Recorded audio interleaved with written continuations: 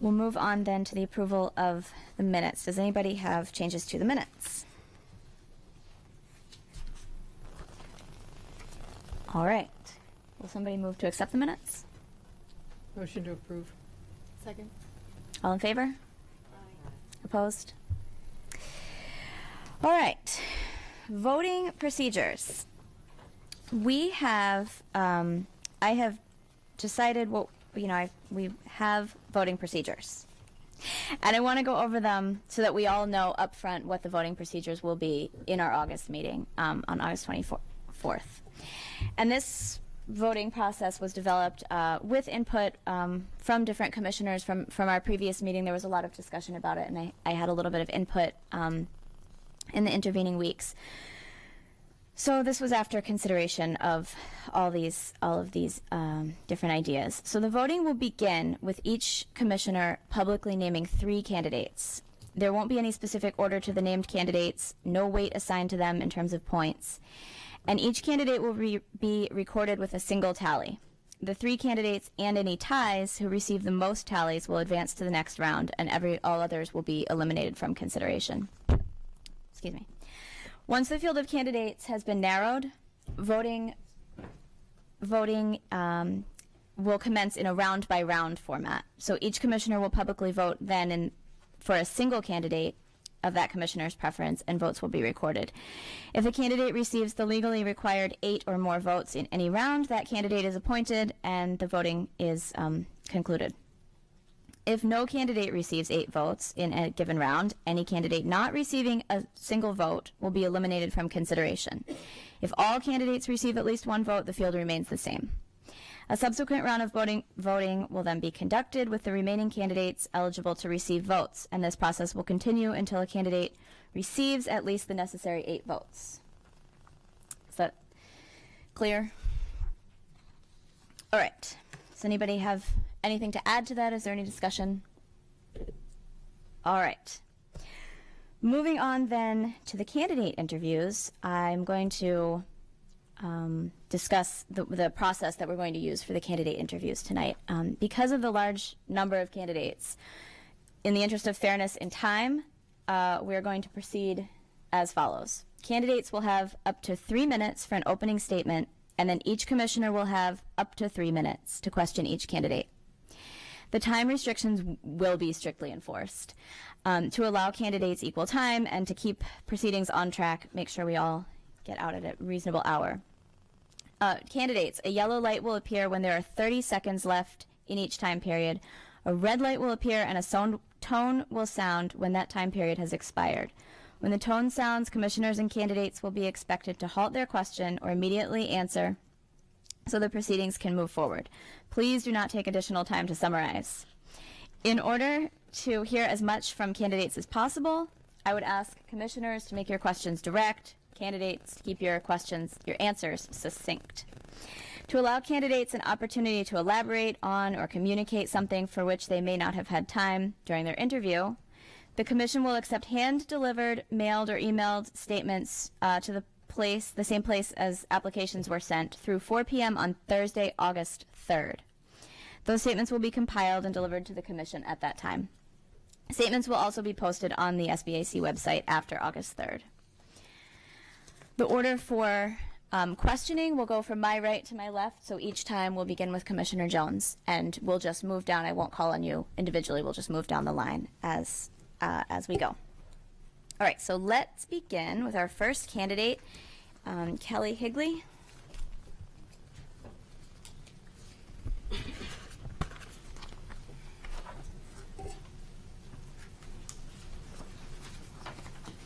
Good evening. My name is Dr. Kelly Higley, and I want to thank you for this opportunity to talk to you about my desire and my willingness to serve on the school board. A friend of mine asked me, why do you want to serve on the school board? And I said, because they their fingers are in everything. So many decisions are made by the school board that affect my everyday life as a mother of 3 children. Most of the decisions are made at a big picture level, but they impact my day-to-day life. What time do I have to wake up my kids in the morning? How much homework do we do? The fact that we walk to school instead of taking a bus. The field trips that my children can go on, the extracurriculars, the curriculum they see, how often they are tested. All of these things are decided by the Board of Education. There are so many people that put it into action. There's the district personnel, the principals, the teachers, but it starts here, and I want to be part of that because it influences my children. But it's not just my children that are influenced by this. It's everyone's children, my neighbors, my friends, the people in my community. And making these decisions that affect their lives is what a school board does. And I want to help make those decisions to be as positive and effective as possible. I believe that an abiding desire to improve schools or children's lives through education should be enough qualification to serve on the school board, but I actually have a background in education that gives me an advantage in understanding many of the policies that will come up. My undergraduate degree is in mathematics education, and I taught high school math for 3 years before I continued on in furthering my education. I returned for a master's degree because I wanted to teach, but I also wanted to be part of the meetings where we made the plans and did the strategic goals and decided on curriculum. And while I was earning my master's, I learned enough to know that I wanted to continue on to get a PhD. And my doctorate education culminated with a research project that used both my expertise in developing testing materials and knowledge of representations in mathematics. I found test development and evaluation to be fascinating and important. Of all the things I learned in getting my degrees, the one that I preach the most often is the importance and the value of a good assessment cannot be understated. As I was trying to define my goals to tell you what I want to do on the board, I received a copy of the school board handbook, and I appreciate that that was sent out to us. Because I found all of my goals listed right inside the handbook. It talked about that I want to see high academic achievements for all students because I know the power of a good education in a child's life. I want stakeholders to be confident in their local skills because engaged parents and community members make a good school and then can improve that. And I especially want to do what is right for all children, even in the face of opposition, because that's what being an engaged citizen is all about. It's making decisions, especially for the powerless among us, the children, that will help them and improve them, and I think that I can do that. Thank you.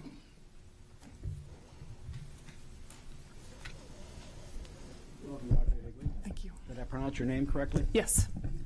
I looked over your resume and your application. You have very impressive credentials, and I don't think I have any questions for you. Excellent. Good evening.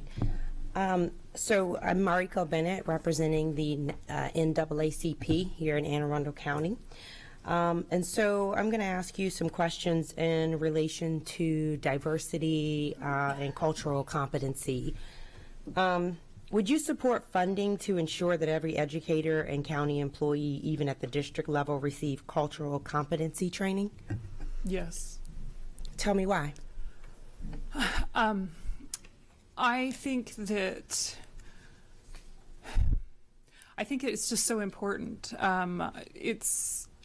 Everyone comes from a different background, and until you are exposed to their background, whether it be in a classroom or whether it be from being able to visit their homes, which would obviously be ideal but not possible in every situation, it's how you better understand people is to this isn't about diversity in race, but it is about diversity in economic status. I remember a class that I had to take as a professional development, and I remember seeing low income versus high income versus middle income in a different way than I ever had before, and I've always been grateful for that class that helped me see better and understand better. And so I would want every teacher to be able to have a class that helps them understand better the children that are in their room so that they can love them better and teach them better, most importantly. I'm going to ask you one more question. Do you favor racially balanced schools? If so, would you use the redistricting process to accomplish this? And if not, why? I favor racially balanced schools. In fact, as my husband and I shopped for houses, that was one of the things that I considered.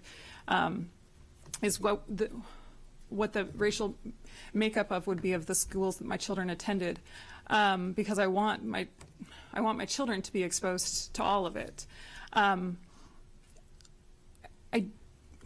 But I'm not sure how I feel about redistricting.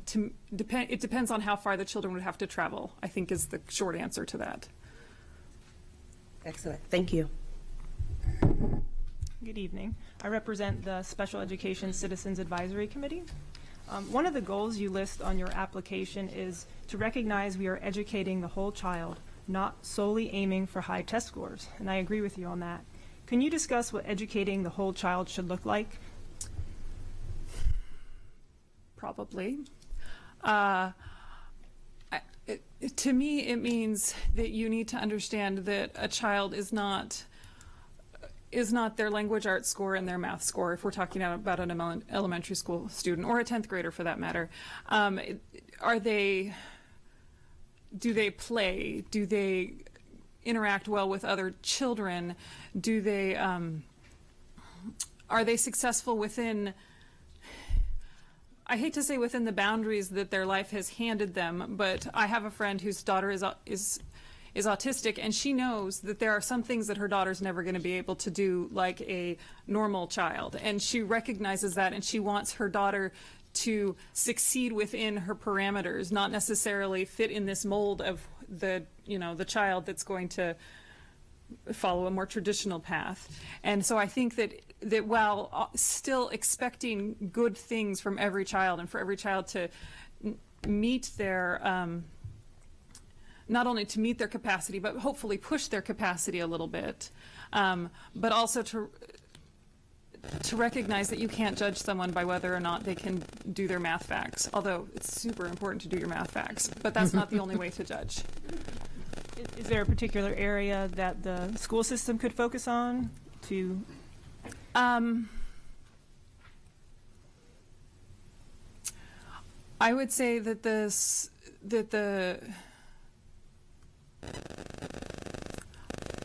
I don't know. I think I would want it to be a discussion between the parents and the school system, like what needs to happen, and I think it needs to be a place where I'm not talking about physical safety, but emotional and mental safety. I think that's where it needs to be, is a place where the child feels like they can grow and they can develop, and not feel like that they have to.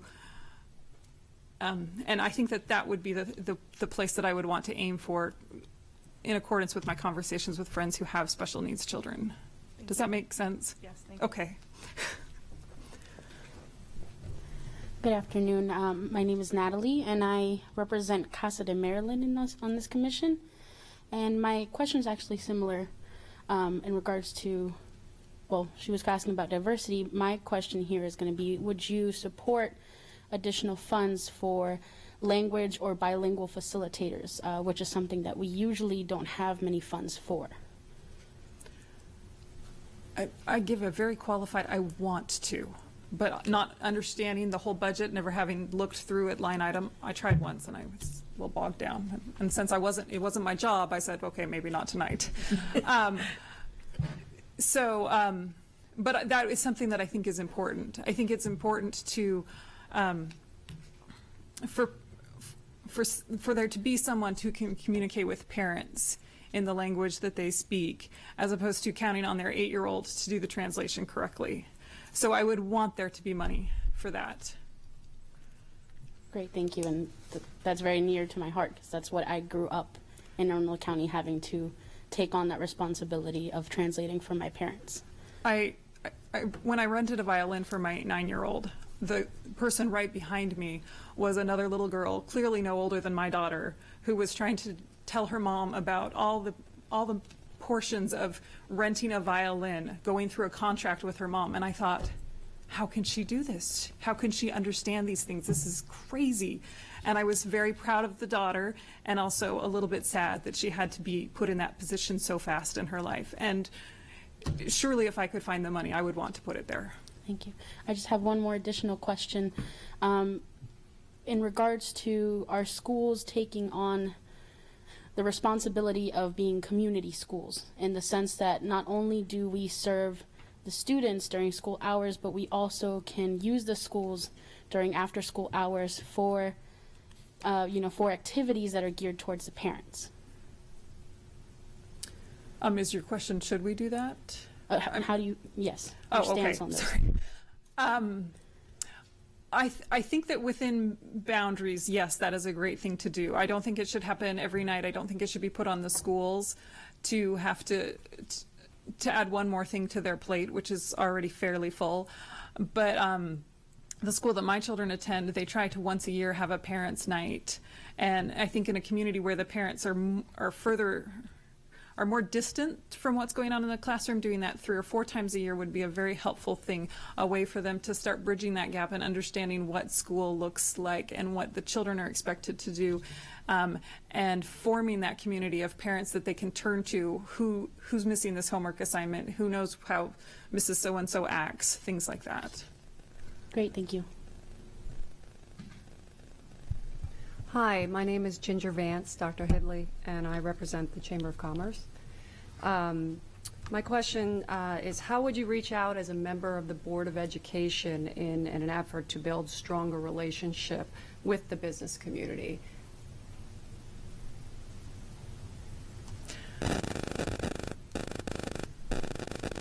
I hadn't thought about that, but it's an important concern. I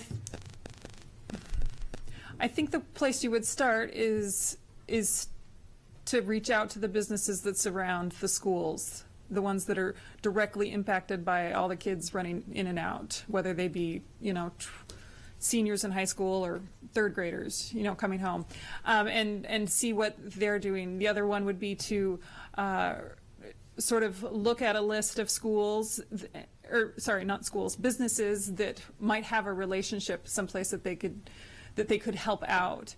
But I'm also thinking about, it might just make sense to put an advertisement in the newspaper, and I'm assuming Chamber of Commerce has some sort of flyer that goes out on a regular basis that says, we want your help in the schools. Who wants to come help us? And see who rises to the occasion and says, because I know that my husband, when he was working for a company not at all associated with schools, they had a tutoring program where these very smart computer people came in and helped children that didn't have as many people to help them out.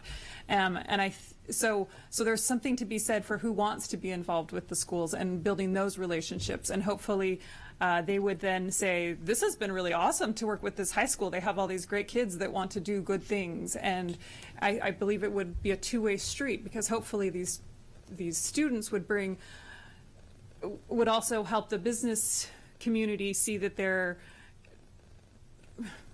find people to groom, to be, oh, look, this is what we do here at our business. And they say, oh, wow, because I remember in college how many times I would ask somebody, oh, what are you doing when you grow up? And they'd tell me something and I'd say, I didn't even think about that. Of course someone needs to do that. What a great thing to do with your life. Mm-hmm. And so I think that I think there just needs to be reaching out to invite the business community to be more associated with the school. I don't know how much of that is done already. Well, if time permits and you're able to answer, do you see yourself involved in any kind of activities that would engage in the relationship that might possibly have more students walk through the human resource doors of local businesses? I'm terrified to talking to people that I don't know. So, but yes, I could see myself doing that. I strongly believe that every time people can reach out and learn more about somebody who has a different background than they do, the better they are. And so reaching out to businesses and I could see that would be something that I would be very interested in doing. Thank you.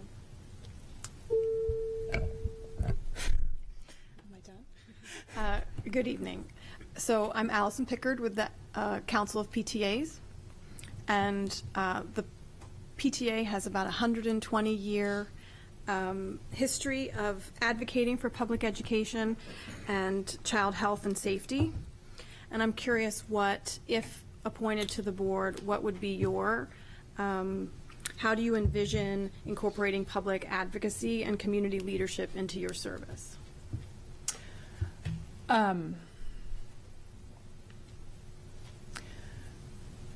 I think that the relationship between a community and the school is so important. And as I've had more experiences in multiple areas of my life, the people that it's the phrase, the squeaky wheel gets the grease.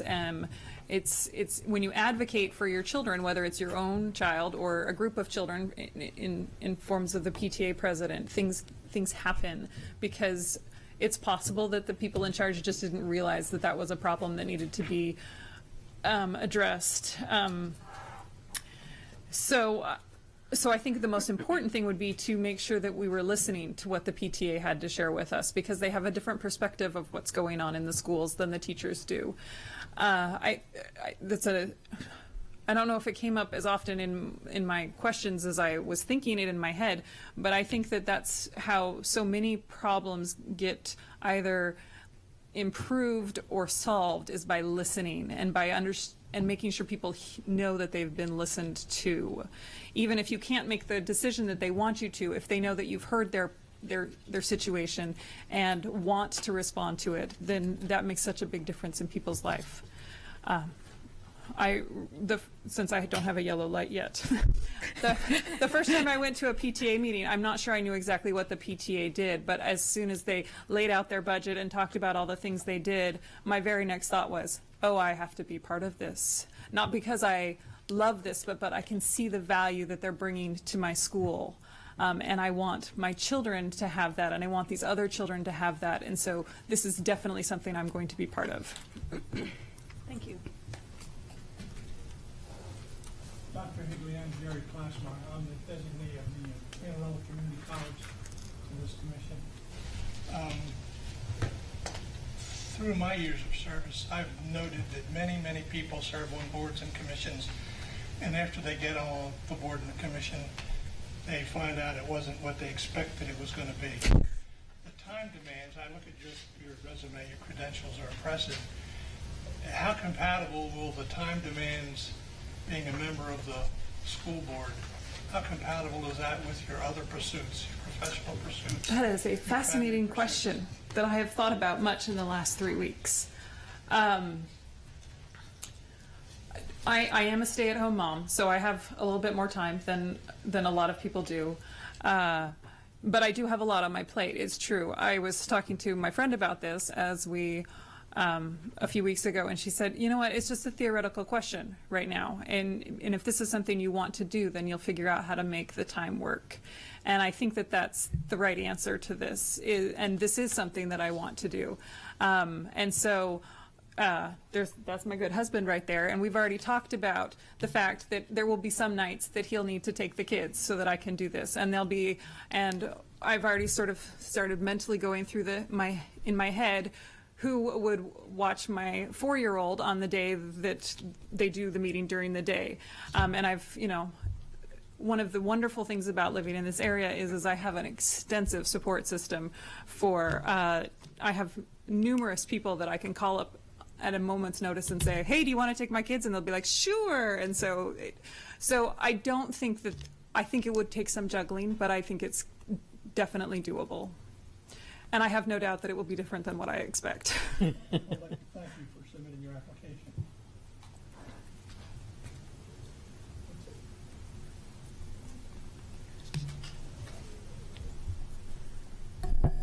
Good evening.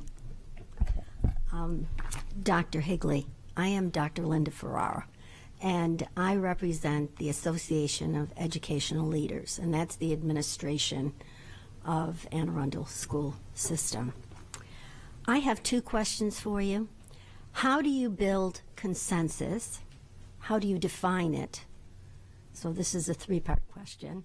And give an example and how you were able to do this. So define consensus, and how do I get there?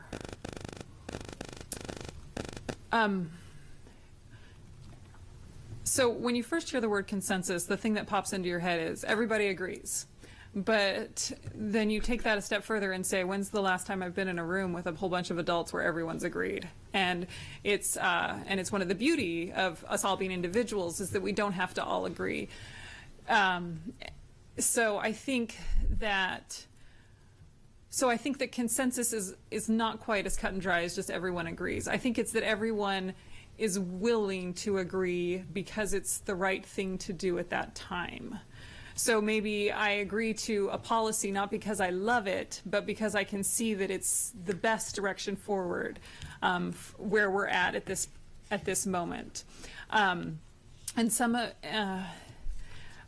what I'm thinking about as I'm saying this is that I thought about mentioning in my application that I recently ran a camp for teenage girls, and so we had a lot of meetings where I was in a room with 20 women trying to help them figure out what we needed to do for these teenage girls. And there was a lot of discussion about what was the best thing to do. And I had the benefit in that situation that I was in charge. So once I made it, I didn't have to get consensus because I was in charge. So at the end of the day, I could just say, this is how we're doing it, deal with it. But on the other hand, I knew that it wouldn't be a good experience for them or for me if that's why they were doing things, is just because they were doing what I had said to do because I was in charge. So I spent a lot of time listening, making sure that I heard people's concerns. And I spent a lot of time talking to them if I had to make a decision afterward that didn't match with what they did, to say, hey, look, I know we couldn't do it your way, and this is why I couldn't, and I hope that you can support us anyway. And I did have a lot of consensus, and in fact, more than one person is just like, you do that so well, like nobody's mad at you at the end of the meeting. And I said, I don't know why, but it's great, I love it. And so that's sort of, I just think that people want to be listened to, even if you can't do it their way. I think you had a second question, and I don't know how to answer it. No, you've answered it. Thank you. Okay. Hi, I'm Penny Cantwell, and I represent the Central Maryland Chamber, but I'm going to pass because my questions have already been addressed, so thank you. Hi, I'm Emily Brandenburg, and I'm from the County Executive's Office. And I was in your seat probably 6-7 years ago, and I know how nerve-wracking it is. You're doing a great job. The question I wanted to ask is, can you elaborate or your perception or your beliefs, the role of the board member, and then the role or the relationship between the board member and the superintendent? Sorry, I'm swallowing my flippant answer first. I think it's a partnership. He has a lot on his plate. He has a lot of people that he's responsible for, and in many ways the buck stops there. Like, he's the one that everybody gets mad at if they're not happy with the decisions, even if so much of the decision process wasn't in his hands. Although it is, because he's the superintendent. But it's the same with the board, is that they have a lot of decisions that it's eventually their space, and I think it comes down to communication and recognizing that both the board and the superintendent are coming at this from, we want to do what's best for the children. And my assumption, I think at the end of the day, if there was an actual disagreement, it would be the board that would, I mean, is there a top? Is there one who's in charge of the other? I know that he serves for the board, so,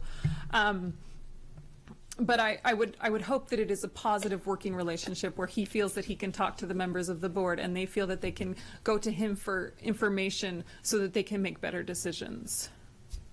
Thank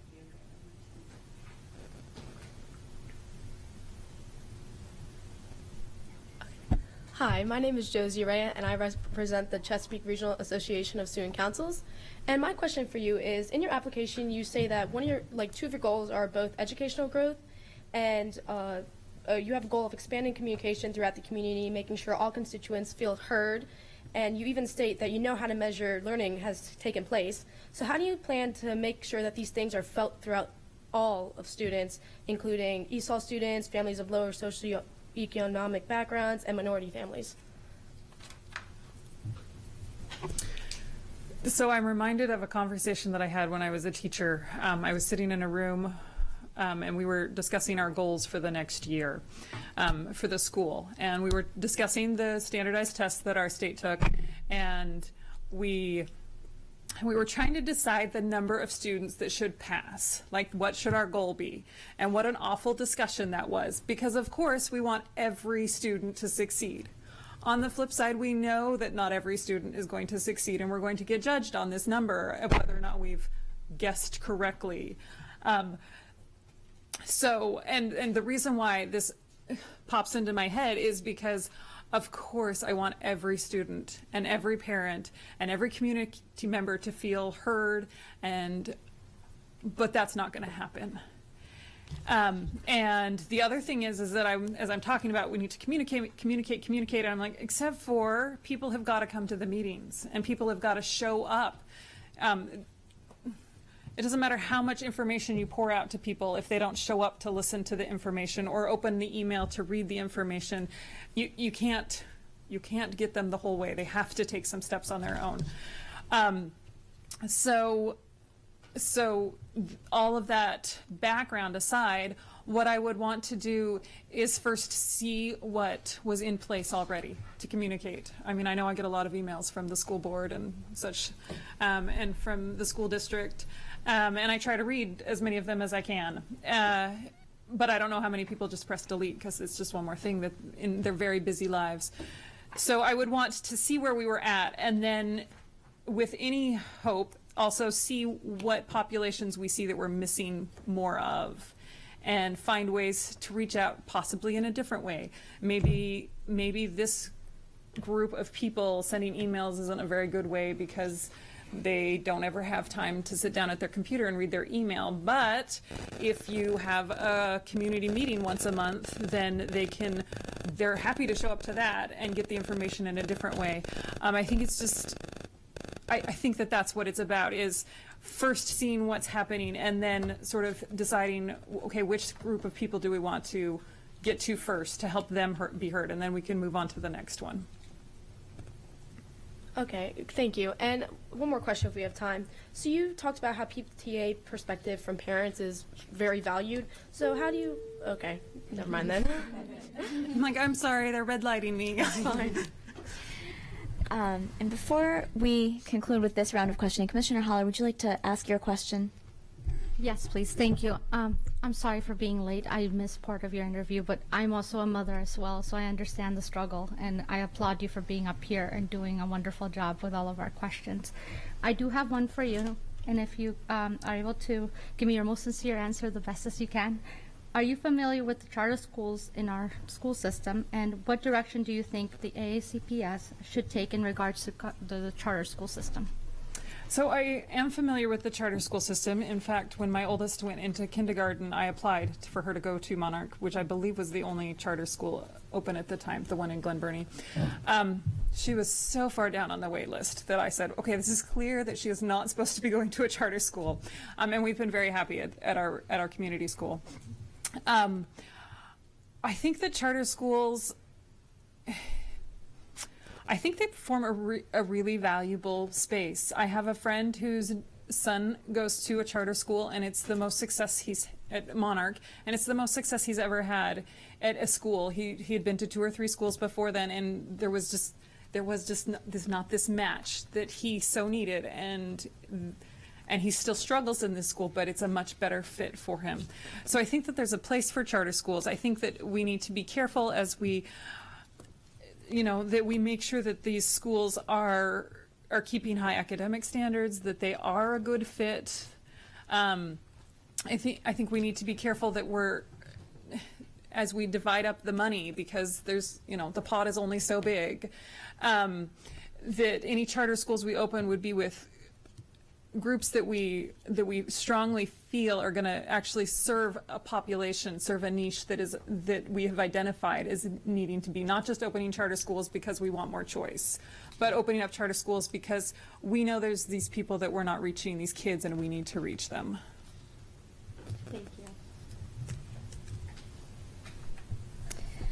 All All right. All my questions have been more than answered. You've been very thorough, so thank you very much. And I'll give up my time.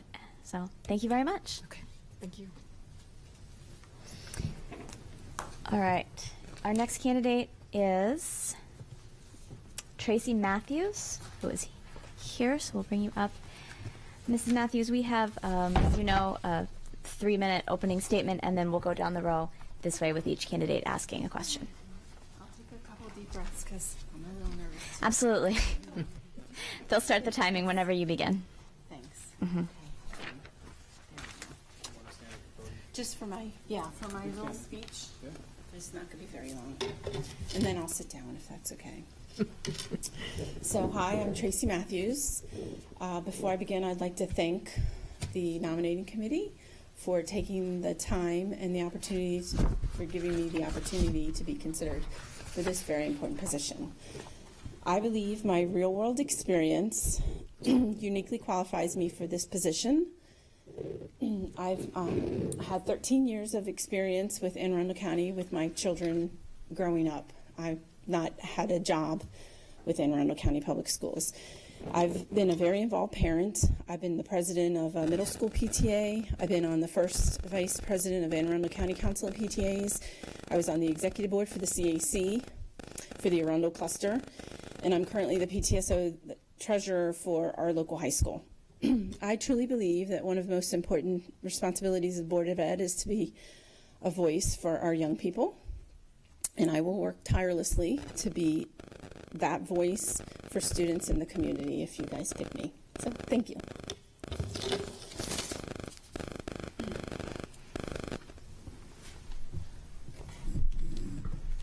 Ready? Welcome, Ms. Matthews. Hi. I'm Bill Jones. I'm the representative of the Teachers Association of Anne Arundel County on this commission. And I applaud you for your brief statement. Thank you. I looked over your resume and your application. I was impressed with what you said about overcrowded classrooms. Thank you. I was impressed with what you said about teachers needing more support, especially in 30-plus student classrooms. And there's another note I made. And about your concern over students being over-tested. Yeah. What was absent from any of your discussion in the application is what you thought about recruiting and retaining high-quality teachers. Well, because I didn't feel that I would be able to get it all into the one application. I feel that that's very important to recruit highly qualified teachers. And right now, I think that we have a problem with keeping highly qualified teachers in Anne Arundel County. And I didn't want to bring a big, huge thing on my application to it, but I do feel that we need highly qualified teachers. We need to continue to advocate for highly qualified teachers. That's how we close the achievement gap. That's how we handle the overcrowding of the classrooms. And it's also, if we gave those teachers some assistance with some extra assistance of teachers and parents in the classroom, that would help too. So I do absolutely believe that we need to work on retaining and getting highly qualified teachers. Do you believe that increased compensation might be a factor? Oh, absolutely. Well, I don't know the whole gist of the step increases and not step increases. I know that we're working really hard to catch up on step increases. So I think that they got a raise this past year, but I don't know how far that caught them up. So I do know that there's a lot of teachers that are unsatisfied right now. Thank you. You're welcome. Good evening. Hi. Hi, I'm Mariko Bennett, and I'm representing the NAACP. And so I'm actually going to piggyback off of that question and ask, what initiatives would you bring to the county to ensure that we're identifying, recruiting, and retaining educators of colors? So we talked about educators leaving the county, but when we look at educators of colors, we are losing them at greater numbers, and we just have a lack of diversity there. So what do you think we could do there to actually recruit and retain educators of color? Well, I think we need to go out to more colleges and have more open houses. I think it's very important. I came to many meetings and I saw a lot of teachers of color saying, I'm the only one here. I need more support. I need help. And I think that that's a very important topic to discuss. I'm not probably an expert on it, but I guess if we went out to more colleges and hit, some historically black colleges in the area and promoted our county, I mean, I think we're a wonderful county. I think if we could get them and keep them, if that answers your question. Would you be in favor of putting money in the budget for those type of initiatives? Absolutely. Excellent. Thank you. Good evening, Ms. Matthews. I'm Leanne Carmona. I represent the Anne Arundel County Special Education Citizens Advisory Committee. As we work toward eliminating the achievement gap, how would you envision us narrowing that gap for struggling students, and in particular, those with disabilities? So closing the achievement gap is a big, huge topic in our county. I think that one way to close the achievement gap is have highly qualified teachers. It's also bringing in more support for the classes that are over, that are over 30. And I also think we need to focus on the foundations. We need to get the elementary schools. There should not be huge classrooms in our elementary schools, and I think we need to get us all on the same page. So when an elementary school student goes to a middle school, some elementary school students have had those science projects, and some haven't. And then they all go to the feeder school and to the middle school, and some are at a disadvantage right there just because they didn't get the support from the elementary school. So I think getting us all on the same page and putting our efforts in the elementary school and bringing the qualified teachers and the support for the oversized classrooms starting at the elementary school would be would help close the achievement gap. Could you speak specifically to children with special needs? We have about 10% of our population, so 8,000 students in Anne Arundel County receive special education services. And I know a few teachers that are special needs, and that's a huge problem. And they've voiced to me that one of the biggest problems are the oversized classrooms. So I mean, I don't know what else. I'm sorry. It's okay. Thank you. You're welcome. Hi, I'm Estefania Holler, and I represent the PTA, the Anne Arundel County PTA. I have a quick question for you. What prompted you to run for this position, and what do you hope to achieve at the end while you are on the board? Well, I decided to run for the position because I care about our county, and I want to be a voice. And I sometimes think that, there's a whole lot going on up there at your big corner, and sometimes it doesn't always get heard. So I thought, I'm a very involved parent, and I would like to be, a voice for some parents that are afraid. I mean, a lot of parents I know, they don't come in here and talk. They have these huge issues. So maybe if we could reach out and get a hold of them before they become issues, then we can solve a few of the problems. To follow up on that question, how do you want to reach out to the community so we can resolve that issue that we do have, the presence of parents and community, as we are the ones up here, but how do we bring that gap together so we all are part of the community? I think we start with the elementary school students and getting their parents involved and keeping them involved through middle school. They drop out in middle school and high school. I've been on many PTAs, and we need to figure out ways to keep them involved. I know I'm in a very active PTA at the middle school, Arundel, and we do everything we can. We reach out, we have, coffee with the principals, and we try and get parents to find time out of their busy schedules. And I also believe communication. I believe Facebook, Twitter, all of the ways to reach out are good ways to reach out to parents too. Do you have any more specific ways, if you are elected as a board member? What would be a good way to start? Well, I really liked it when they had the community reach outs Do you know, I've gone to lots of those where I could meet Mr. Prusky and Stacy Korblock, and I really like those. I like the thing we do for the back to school nights, and I believe we need to have those, and we need to have like some of the ones that aren't so, you know, scheduled, where we can just say, hey, come on out and meet. Let's just chat. Thank you very much. You're welcome. Good afternoon. My name is Natalie Uribe, and I represent Casa de Maryland on this commission. And I actually, since you were speaking about reaching out to the community and to parents, one community that is often isolated in regards to being involved in the schools and with their students, with their kids in the schools, is the immigrant community. It has grown exponentially here in Anne Arundel County, but oftentimes the parents don't quite participate as often as parents of American, students here compared to the immigrant parents. What do you think would be a good practice to reach out to this immigrant community and these immigrant parents so that they are an active role in the students' education? I think maybe we could get a few more Spanish English-speaking teachers in each of the schools, and maybe have the PTA/teacher coffee with the principal, maybe have it in the daytime. And that way, if the parents can't come at nighttime, they can come. I remember in Brooklyn Park, we had some of our principal meetings in the morning, and we had some in the evening, so that we could reach out to all of our community.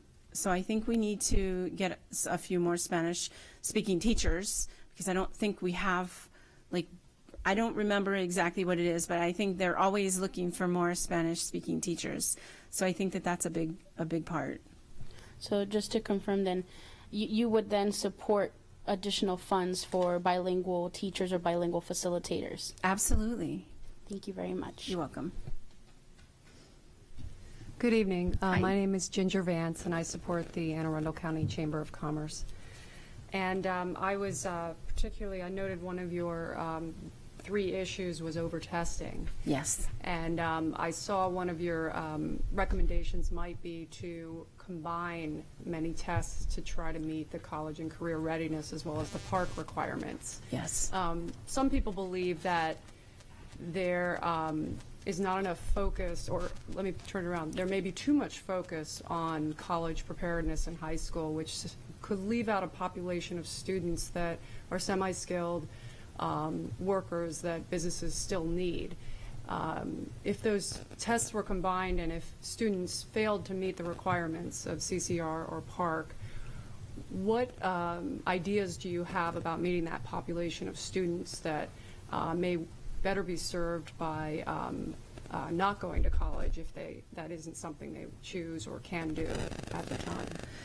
Well, I've spoke to a lot of people about the testing that we have, and the problem with all of our testing is it puts all the kids in a certain category, and some kids don't test well, and it doesn't make a difference. So they need to come up with some way to help them feel like, that they still have an avenue. And there are so many different ways. All the kids don't have to go to college. That's not, it's great that we push college. I think it's absolutely wonderful, but not all students are ready to go to college, not even a 2-year college. And there are other programs out there. There are trade schools.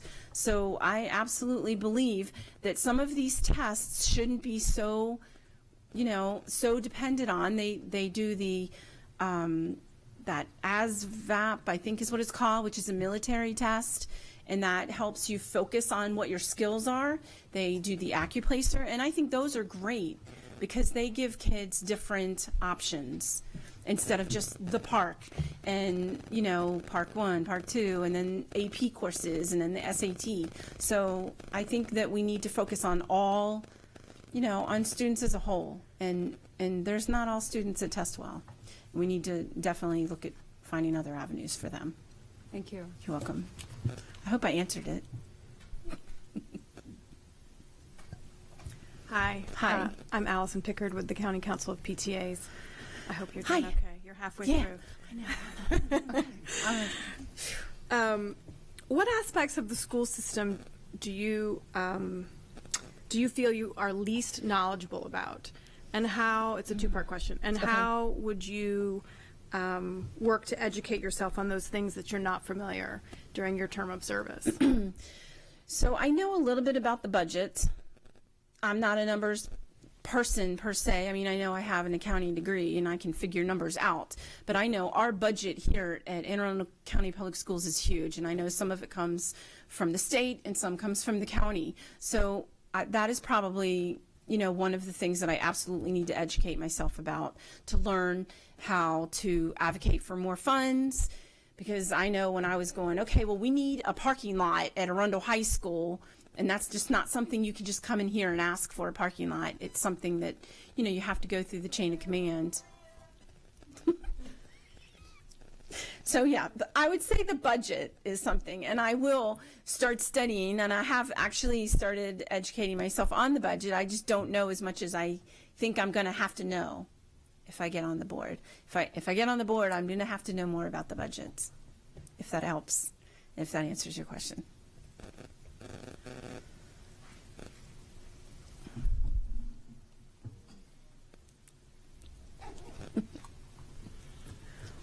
Ms. Matthews, in your application, you identified social media use as a problem that requires attention. It does. What are your thoughts on how should that problem be resolved?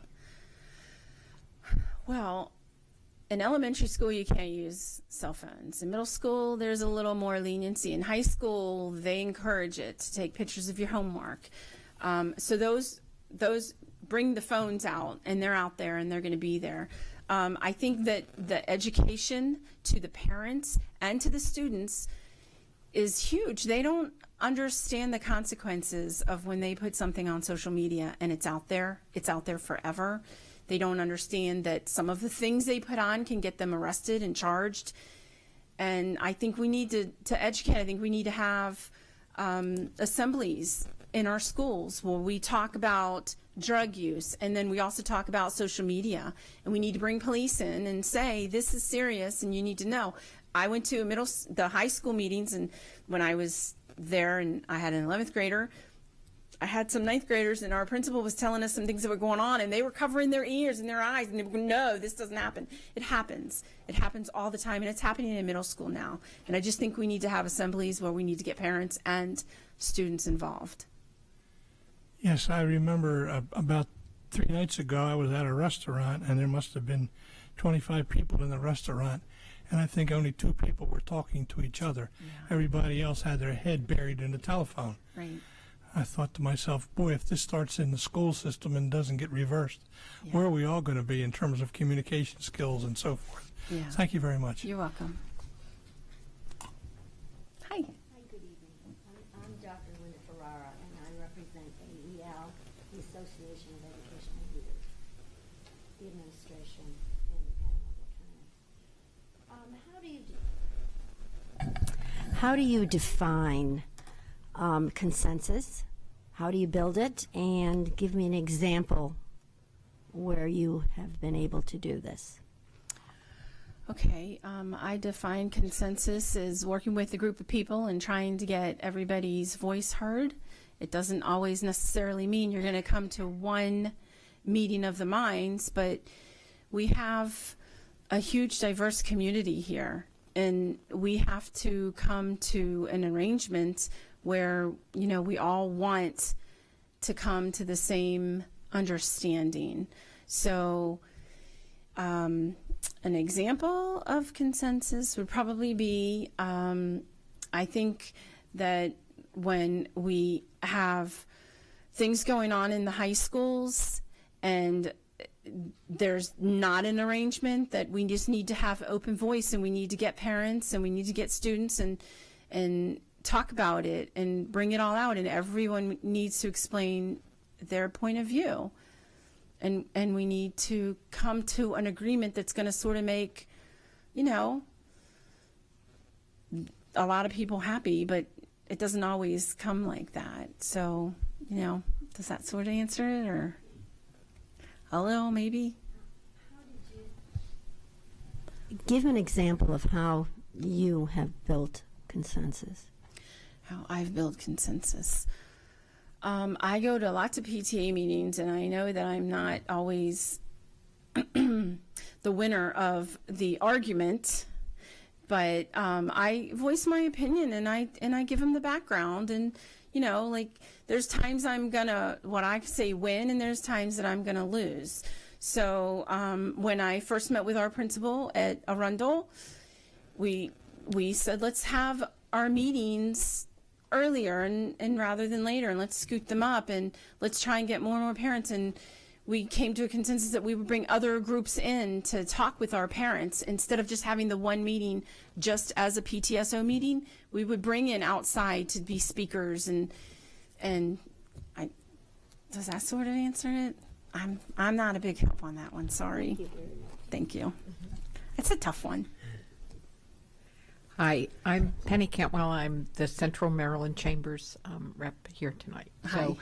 So please share what your vision would be for a successful student in Anne Arundel County Public Schools. A successful student. I would name my child, but she's in here and she'll get really mad at me if I said that. But I think one that's very involved. And I think when you teach the children at a very early age to be involved, because I'm an involved parent and they see that and they want to get involved, and the more activities they can do and squeeze in that little schedule as much as they can do, and it doesn't matter about test scores, and it doesn't matter if they're going to go to an Ivy League. It matters that they're having a good time and they're getting a great education and they're having friends and they're healthy, and they have a good group of core friends, and they move on from that point. I mean, I think that some kids make friends and they keep them for life. And when you go from elementary to middle to junior, to high school. Mm-hmm. So I think a successful student is one that is very well-rounded, gets to do as many activities as they can. And I know they can't wait to get to middle school because all those clubs start. And then when they start in high school, you're like, wow, there's like 40 clubs I can join. And I think it's all the things they have at our county make a very well-rounded student. Thank you. You're welcome. Hi, I'm Emily Brandenburg from the County Executive's Office. Hi. One of his appointees. I was hoping you could take a few minutes and describe how you envision the role and responsibility of a board member. And then the follow-up question is the role of between board members and the superintendent. Okay, so our board members are very involved. They educate themselves. They go out to the community. They're a voice for everybody, and they work very closely with Dr. Arlotto. They need to, a lot of times, keep their personal opinions to themselves because they need to be, they need to hear what's going on and not just bring their personal experiences in it, but bring, have empathy and sympathy and know what's going on out there. And be involved just as much as a regular parent.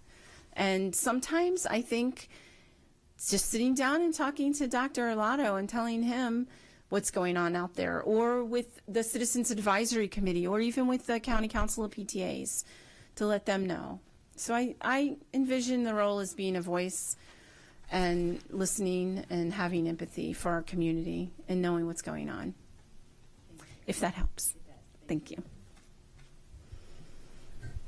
Hi, my name is Josie, and I'm with CRASC, the Chesapeake Regional Association of Student Councils. Hi. So you talked about how a successful student is well-rounded. Mm-hmm. Well, what are some of your ideas for motivating students to do extracurricular activities, especially students from Title I schools who might not have as much resources as other schools to actually stay after? And not only that, but how would you go about motivating teachers themselves to stay after their pay hours to actually motivate the students as well?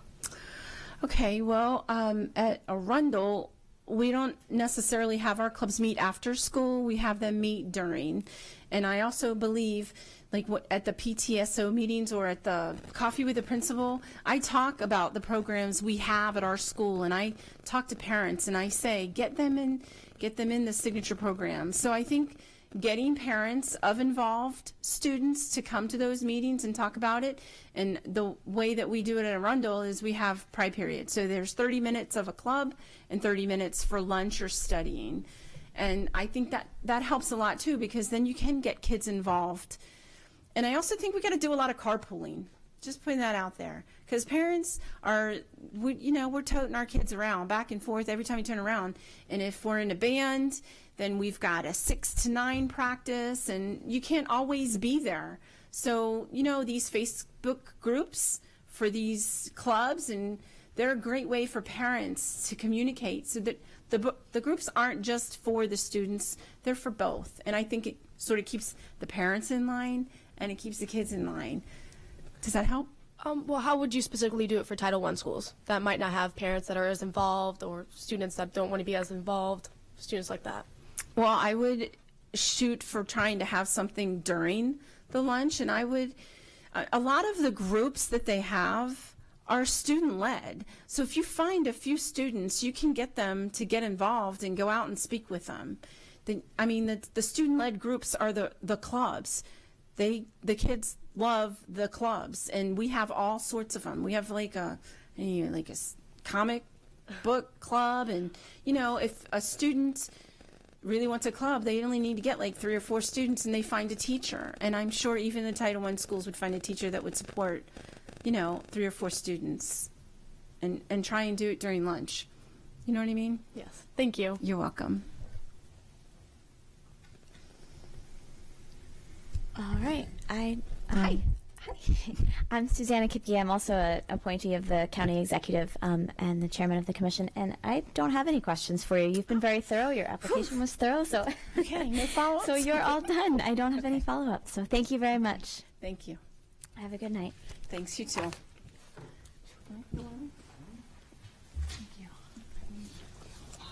All right. Next, we will bring in Eric Wright, who I think is already here in the lobby.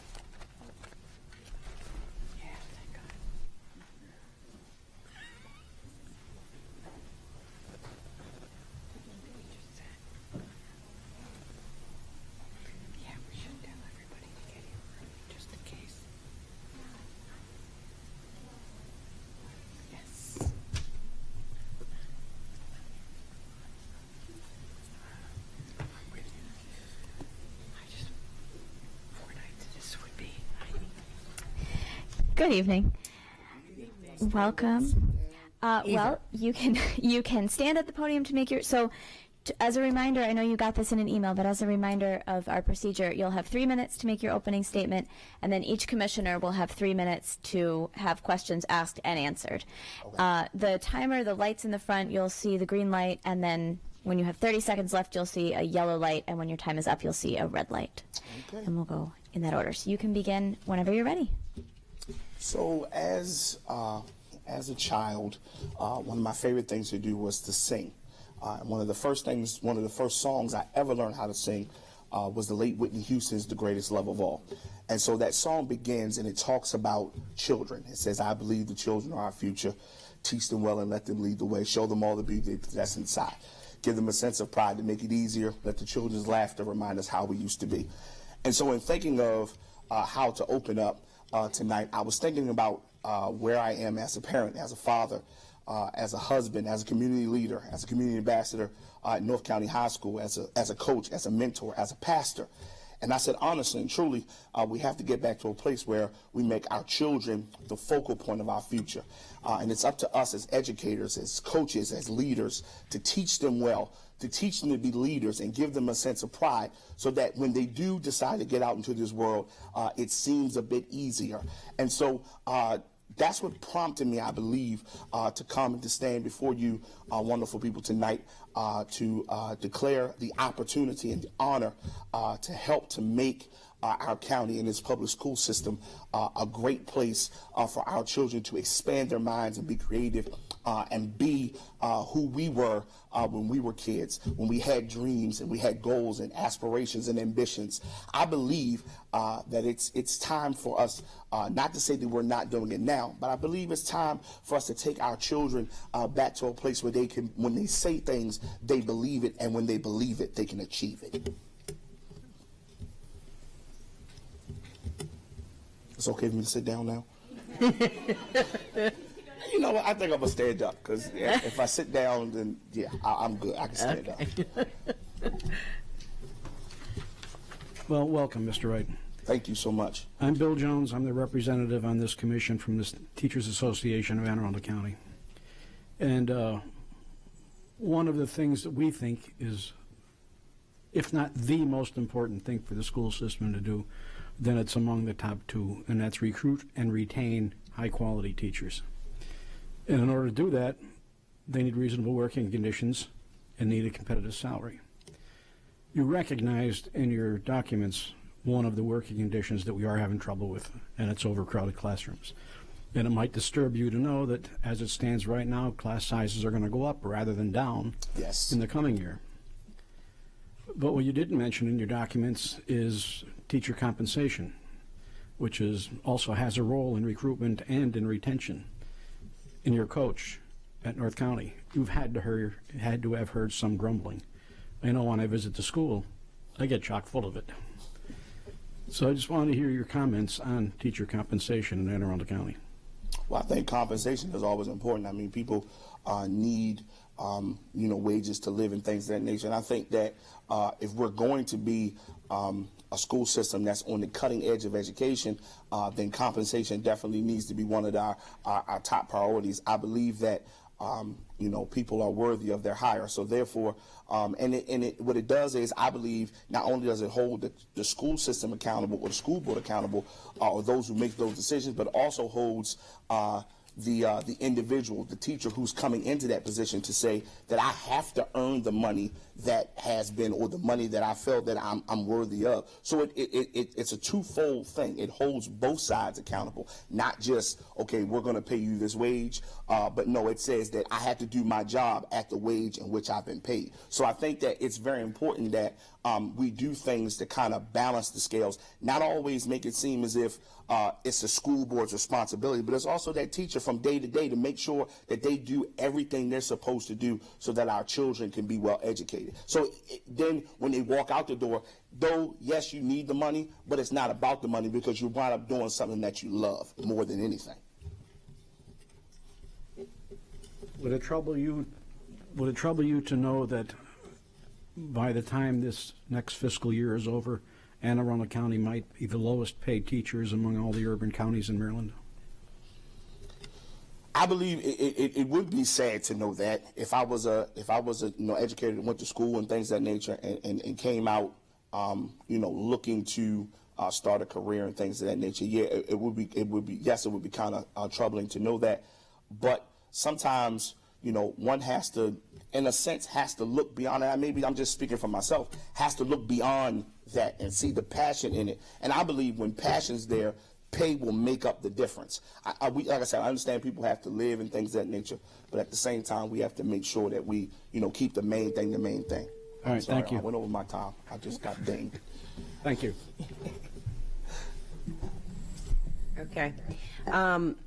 So I'm Mariko Bennett. Welcome. Good evening. Good evening. And I'm representing the NAACP tonight. And so I'm going to ask you a question around suspensions in the school and the school to prison pipeline. Okay. Are you familiar with the school to prison pipeline? Mm-hmm. Excellent. So studies show that African American boys and girls are suspended at higher rates than that of their white counterparts, which contributes to the school to prison pipeline. What would you do to combat the school to prison pipeline? Well, even in my role at North County as the community ambassador, and I have a caseload of students that I see, and some would say that there are those who are in trouble. And I do see a lot of African males and females. I believe that positive role models is definitely the key. Sometimes when children get on the bus to come to school and things, they may not leave a home that's as supportive as they need it to be. And so I believe finding people who speak the language, who are in touch with or can be in touch with not only their educational needs, but to be able to be a little bit of everything that they need. Not trying to take the place of those who may be at home, but just a little bit of help. I know coming up for me, I had coaches in sports to be able to be that father, because my father was incarcerated. So I had that to kind of, steer me in the right direction. Being raised by my grandmother, and she dropped me off at the football field one day and told my coach, you got to help me help him. And so I think that was a big reason why I didn't end up in the prison system, though at the time there were some things going on around me that I could have been influenced in that could have ended me up in the prison system. So I think that those things, when you have people who speak the language, mentors and people, coaches, big brothers, big sister programs, things that kids can get into, and people that can speak their language, I believe that it'll change the dynamic. Excellent. And so I'm going to ask a follow-up question to that point. What initiatives would you bring to the county to ensure that we're identifying, recruiting, and retaining educators of color? I think it's very important that we try to give, and I'll say this again. I think the creativity factor to help, because I believe that every child understands or comprehends or learns differently. I don't believe every child understands, comprehends, and learns the same. And so I think that retaining educators of color would help if there were an opportunity to be diverse or be even creative in their teaching. Thank you. No problem. Thank you. Good evening, Mr. Wright. Good evening. I'm Leanne Carmona, and I represent the Special Education Citizens Advisory Committee in Anne Arundel County. What are your thoughts on our school district's services and programs for special education students? I believe, honestly, that special education, special education, ESOL, a lot of those other programs that we have outside of the main programs that we have, like STEM programs and things, the IB programs and things, I think they kind of get left to the side in a sense, because I think that like I said, all students have the opportunity to be able to get the most the highest quality of education, no matter how they learn, no matter how they see things, no matter how they may perceive things. I think that every student has an opportunity to get the best education at the level that they can comprehend and understand it. I don't think for one second that any child should be minimized based upon how they learn or how they see or I believe that a lot of our children are misdiagnosed when it comes to learning disabilities, because the society that we live in, people are quick to judge and point fingers and laugh, and they're not given the opportunity. So the kid just honestly just gives up and quits. So I think honestly and truly giving the opportunity where the playing field is leveled, and then we identify those students that have learning disabilities and problems and things of that nature. Some of it's behavior, some of it's an array of things, and we have to pinpoint each one in order to be able to get every student on the level that they can learn and be able to be prosperous in the school system. Great, thank you. Thank you. Hi, I'm Estefania Holler, and I'm with the county at Councils of PTA. Thank you for coming today. Thank you for having me. I have one question for you. Would be, decisions affecting the school systems are made at all levels of government, so the federal, state, and local. Can you articulate the kind of decisions made by the Board of Education versus the state and federal levels? I think that, and I mean, my belief is I believe that the Board of Education, we collectively together have our hands on the pulse of not only educators, not only education, but the community. And that's something that I'm really big in, the community. We have our hands on the pulse of the community. We listen to what we need to listen to in order to come together collectively to make the right decisions at the proper time for what we're dealing with. Not to say we're going to always get it right, not to always say that we're always going to agree. Some nights we're going to walk out of here to agree, to disagree. But I believe if we come to a common ground with some kind of idea, and we keep the focus, which is our children and their futures, then I believe honestly and truly, whatever happens above us, we'll be able to have some kind of stake in the ground, so to speak. We'll be what we say will be able to carry weight, and we won't be just sitting together and going back and forth. But what we say will have a firm foundation in how we can climb and get our children where they need to be. So I think if we keep the main thing, and keep our focuses there, I believe there's no way we can lose. Thank you very much. Thank you. Good afternoon, Mr. Wright. My name is Natalie Uribe, and I represent Casa de Maryland on this commission. And I have a question regarding to what you were talking about, positive role models that can speak to the students and the community in their own language and in just in their own way culturally. There is a program that is quite successful in reaching out to the Latino community, which there is a big achievement gap with in our county. And it's quite successful in Baltimore County, and from what I've understood, it's being implemented this upcoming fall, hopefully in Glen Burnie High School. This program is called Escaleras, Steps to Success. And what it does is it reaches out to these Latino students culturally to mentor them and help them either reach their success through college or career. What would you do as your, if you were to get this position, to make sure that these kind of programs spread out through the school system, but not just for Latinos, but for every community that may feel a little isolated or that may need a little help in reaching their success? Well, I think that, like I said, I think that every child learns different. Every child is different, but I believe it starts at the foundation. And so, to, like I said, to level the playing field, I remember, and I'm going to stay within the time limit, but a quick story this year, just being around and spreading myself thin, wanting to be with different diversities of groups and things. I was asked to go on an ESOL field trip, chaperone, an honor for me to go and be an ESOL field trip chaperone to go to Six Flags. And on the bus, they're speaking Spanish. I'm sitting there like, okay, I'm trying to communicate. And honestly and truly, the teacher who was teaching ESOL asked me to round the kids up at the end of the day. Now, by that time, it's pouring down raining. I'm trying to get all the kids together, but I don't speak any Spanish. And so I was able to find one young lady who kind of had, was like, he's really cool, this, and the third. And like I said, everybody's speaking Spanish around me, and I couldn't.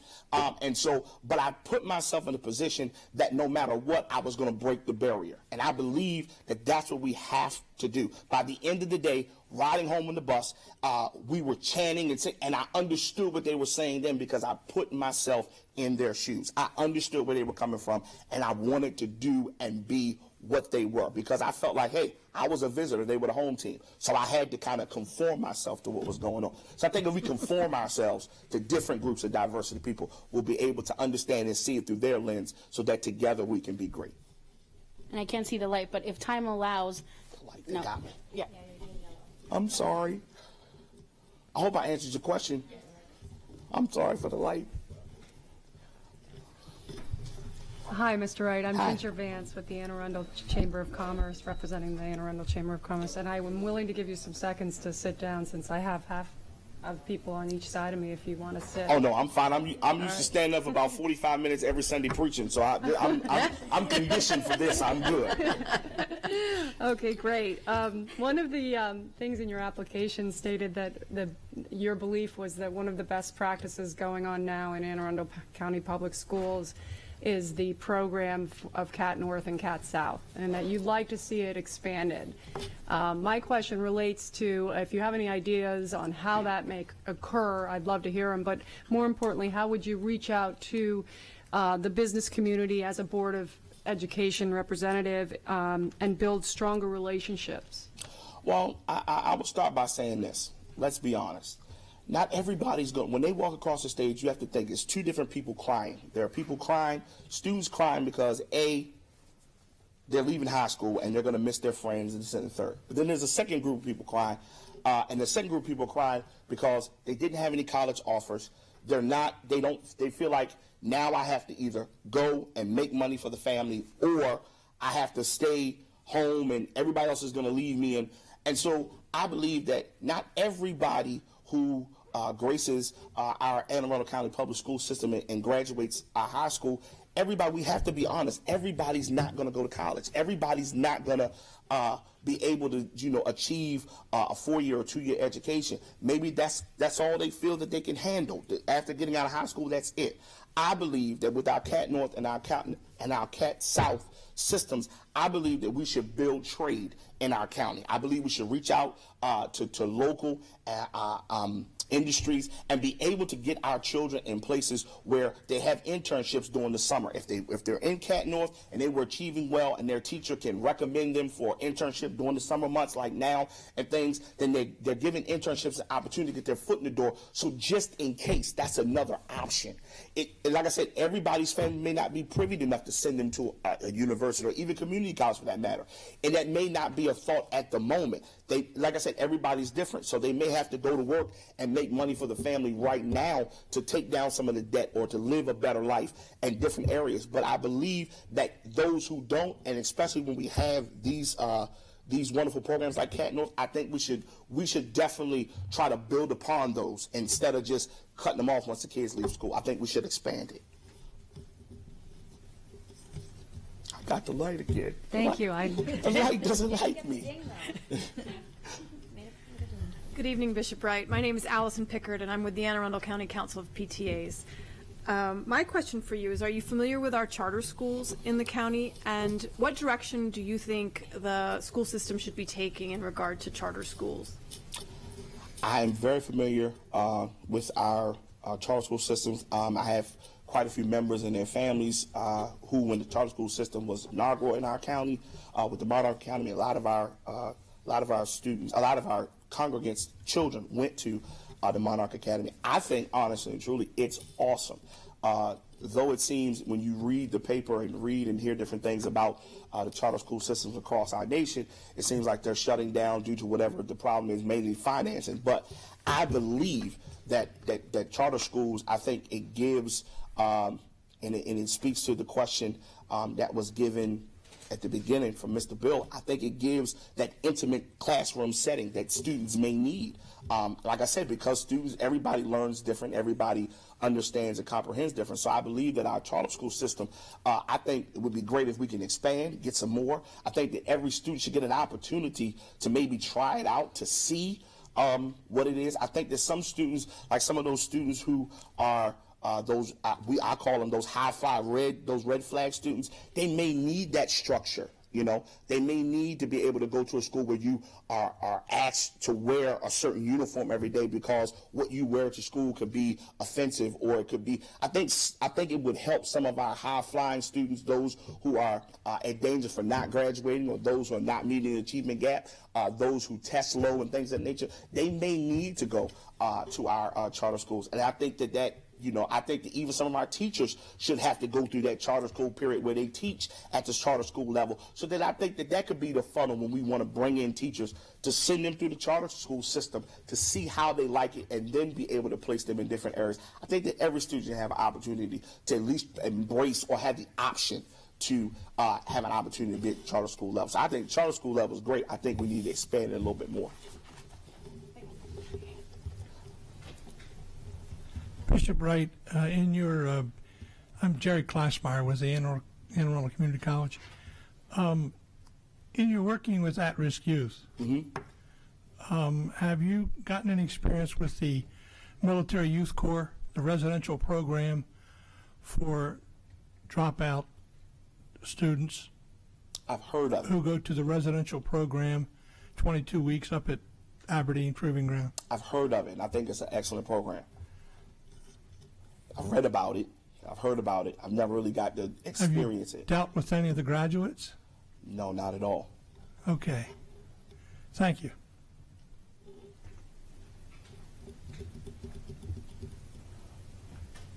Bishop Wright. Yes, ma'am. Dr. Ferrara, and I'm representing AEL, the Association of Elementary Educational Leaders. I have one question for you. Yes, ma'am. My question is, how do you define consensus? This is a three-part question. How do you build it? And give an example of how you were able to do this.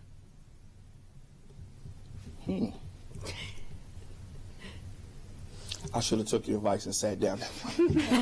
I think she'll allow that. No. Now that, wow. Wow. Can I ask a return question? Sure. When you talk about consensus, in what way would you want me, in what definition are you giving me consensus? Well, you're supposed to define consensus. I would think with your congregation, you would try to find consensus. Okay. Well, since you put it like that. Okay. Right. That makes it a whole. Consensus is one of those things where you kind of hope you kind of hope when you cast it, it catches a hold. And like I said before, I think it has everything to do with foundation. The foundation is rocky and shaky, and then it never really gets.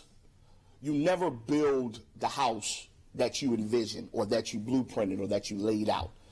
And I think consensus, especially since you put it with the congregation, I'll digress, especially with our young people.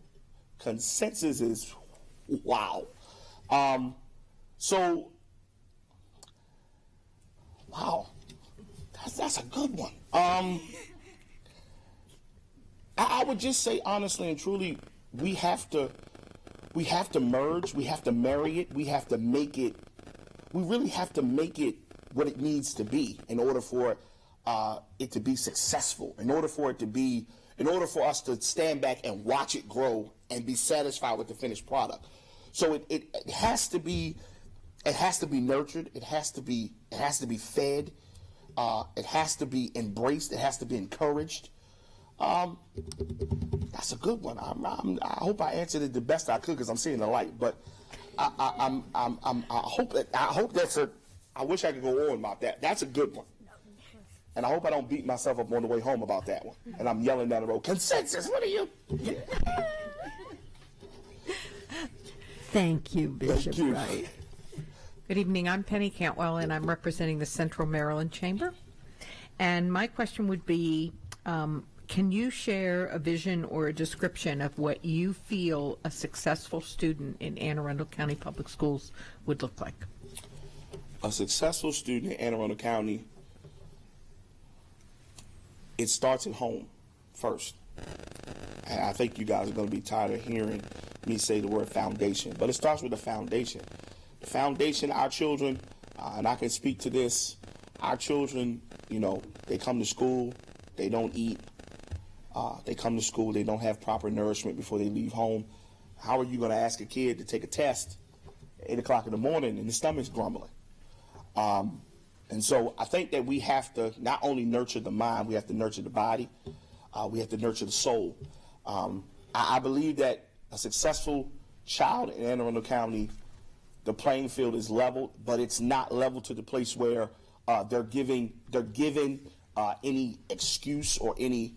I think that the playing field is leveled all the way across the board, and I think that we give the child the best leg up in order to succeed.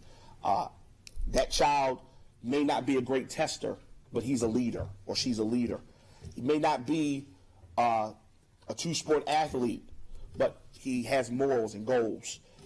He may not or she may not graduate valedictorian, but they made grades that they could live with enough to go, if need be, to the next level. They have values and leadership goals that could take them one of two places. That when they walk across the stage and grab that diploma, they have choices. I can either go here or I can either go here. But any choice I make, I've learned the tools, and I've gotten the tools to be successful no matter where I go. So I think a successful student in Anne Arundel County is one who is a leader, one who has discipline, one who has pride, one who has confidence in oneself, and one who is dedicated and motivated to finishing what one starts. So, like I said, it start that foundation. That foundation, I think, is very important. How you start is how you finish. That's great. Thank you. Hi, I'm Emily Brandenburg with the County Executive's Office, and I'm going to attempt to ask two questions. We'll see how we do. Just don't hit the light. I wanted to thank you for your answer to Commissioner Jones's question, and I wanted to expand on it just a little bit. I believe compensation is beyond just salary. So often our bargaining units like to only acknowledge the salary portion of the compensation package. I think it's important to note that Anne Arundel County Public Schools has, if not the most generous, one of the most generous benefits package across the entire state. One of the things that that was sort of the highlight or the big issue with this budget season. How do we go about ensuring that the entire message is relayed to the school system employees and to administrators, teachers, et cetera, about the entire compensation package and not simply just the portion of salary?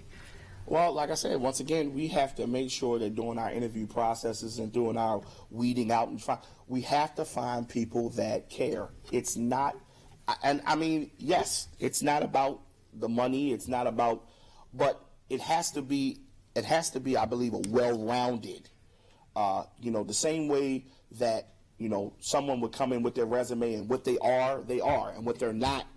But are they willing to grow in the process? And I believe that's the gray area that a lot of people, it's either about the money or about this. And if it's not about this, then I'm out of here. If it's about this, then I'm staying. But what about the gray area? Are you willing to grow? Are you willing to grow? And so that's the area in which I believe we should make our focuses when we choose those who are going to educate our children. Are you willing to grow with them? You could be making, we watch all the time. Me being a big sports nut, we watch all the time. Cleveland wins a championship 2 years ago, but now its star point guard wants out. So, come on. Are you still willing? LeBron James came back to grow with the city and the team.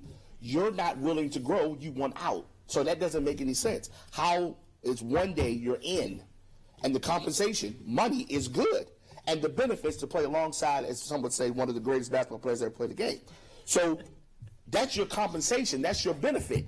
But why now all of a sudden, 2 years or a year after winning the championship, because you didn't win it this year, you want out? That doesn't make any sense. So we have to be able to talk to people when we bring them in about that gray area. Are you willing to grow with us?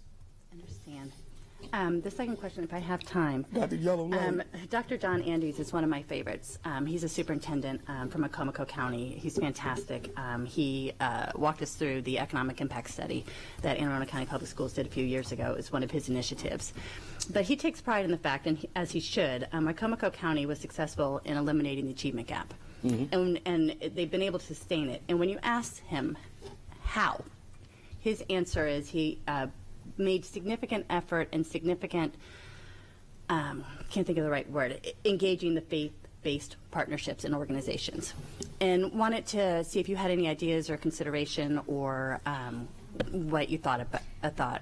I think you're at time. Oh, well, I'm sorry. And she was speaking my language, too. She said faith-based. I was getting ready to go. Maybe talk about that on the car ride home. I'm so sorry. I definitely wanted your opinion on that. Right, she was speaking my language. She said luckily, faith-based. you can, if you have more to say, you can send us, we'll give you the information, but you can send us follow-up comments. So. Hi, my name is Josie, and I represent the Chesapeake Regional Association of Student Councils. And my question is 3 parts for you. Can you please define what equity is, and one way you have achieved this in an aspect of your life or tried to achieve it, and how it could be applied to Anne Arundel County Public Schools? Equity. Okay, equity, some mix that up with equality, but equity, I believe, is given, once again, that playing field, that level playing field for one to be able to achieve as others do. And so I believe one of the ways that it's helped even in my life is that I stopped making excuses. I stopped making excuses about the fact that my father wasn't there. I stopped making excuses the fact that I was raised by my grandmother and my grandfather. I stopped making excuses about, that I lived in the hood and all that. I stopped making those stereotypical excuses, and I started to think about things that were far beyond my reach, and I started to set those goals to achieve them. And so I think that sometimes when people sit back and rest on their laurels, they make a big mistake because they trade in their laurels for morals. That makes sense.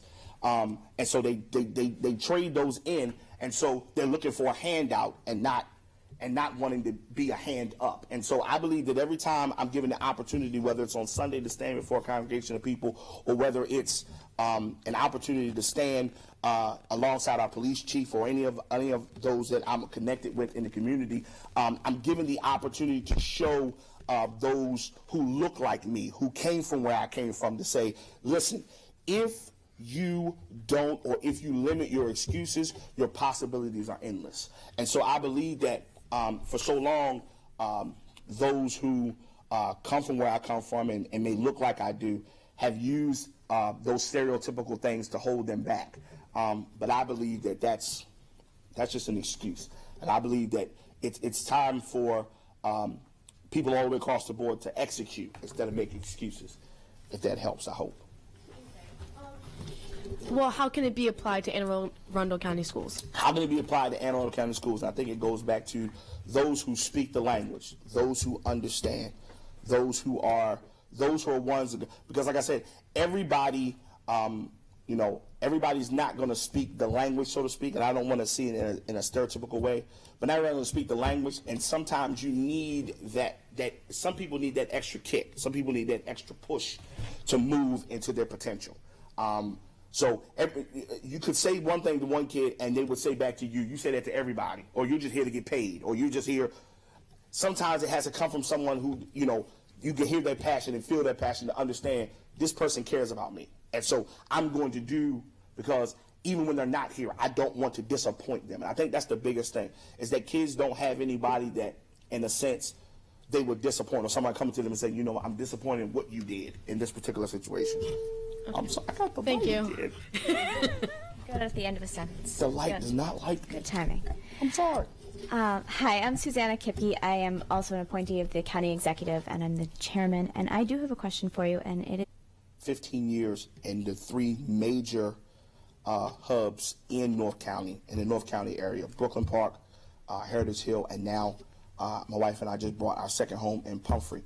I believe that I bring a diversity, and I believe that it keeps what happens in the North County, it comes here, because the consensus in North County is no one cares down here about what happens up there. It gets somewhere lost in the middle. And so I know that was one of my biggest, I would say, motivations for even applying, is that I looked at the various, or the diversity of the school board, and I see no one from the upper part of the county. And so I felt like maybe because I am the voice all day long in this place and that place, and I bring the North County to the different areas in our county, why not try to be able to sit alongside of some great people and help to make policy on behalf of everybody, so there can't be nothing said that there's nobody that looks like us, or that speaks like us, or that comes from where we come from, sitting on a board that should be made up of different streams and branches of our county. And so I think that's one of my biggest motivations to even, I'll tell you this, I'll be honest with you, I texted my wife before I walked in here, and I said, I am nervous. Like, I thought I was nervous on my wedding day. Thought I was nervous the first time I ever preached. I'm more nervous now in front of you all but I believe tonight I've left an impression that, will make it very hard when you scroll past my name and say, hey, that guy, So I believe that I carry North County on my back. I love where I live. I love our communities. I think that we're on the verge of something great. There's a lot of things said, but I think we're on the verge of something great. and that concludes your interview. So thank you very much. I got the light again. Thank you. The light was. Thank you all so much. I really appreciate it. I really, really appreciate it. Thank you. We're going to take a 15-minute break now for bathrooms or drinks or whatever you need, and we'll come back. Good job. All right. Thank you. When does the next person do? Upper Dublin. So, great.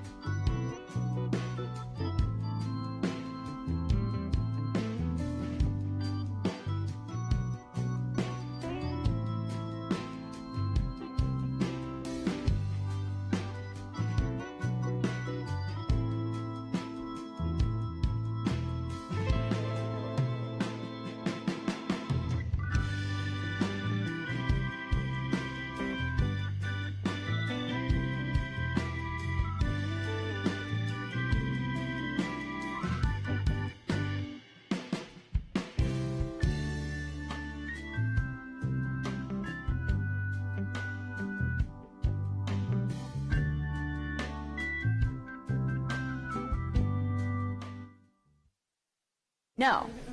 Let's get started.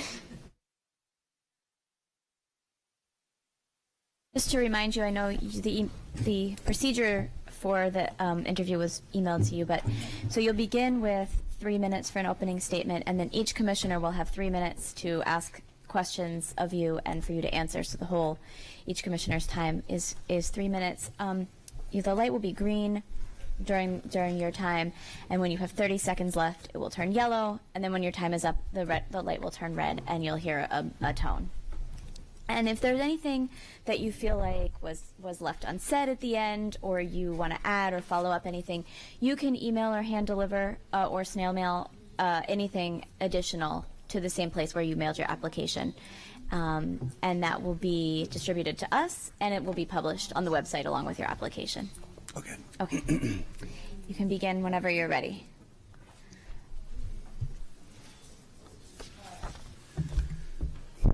This is kind of neat. I feel like I'm testifying before Congress or something.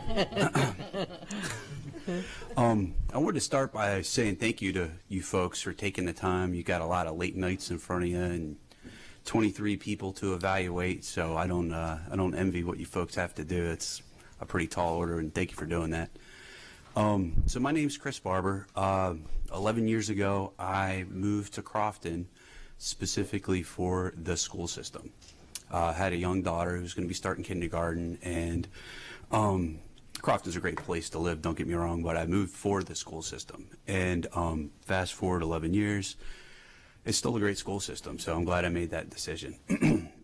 So let me see here, a little more about us. So I've also got so my daughter now is 14. She's starting as a freshman at South River.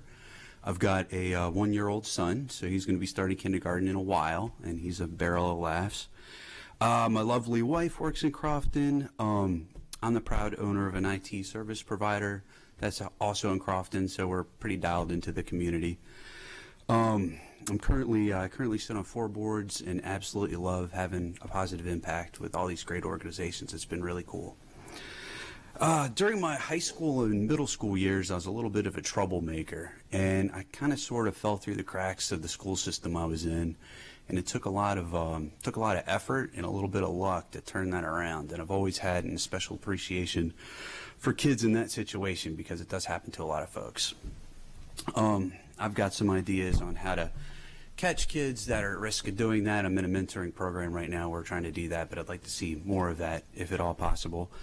Some other concerns I've got, I think financial literacy is very important. I think we could do a better job of teaching that in the school system. Not just sound financial management, but how to build and accumulate wealth.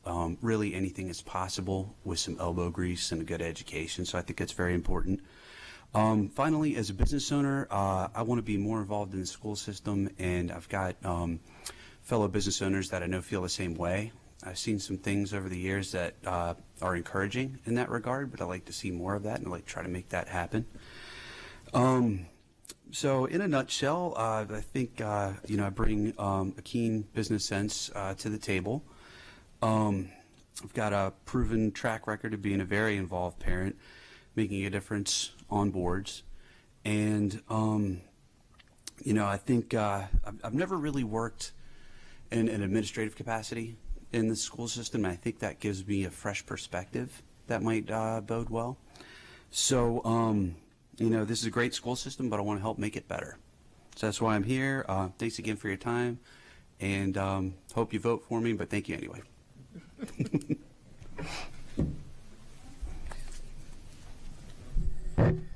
Mr. Barber, I'm Bill Jones. I'm the representative from the Teachers Association of Anne Arundel County on this commission, and by virtue of being on this end, I start all the questioning. Okay, fair enough.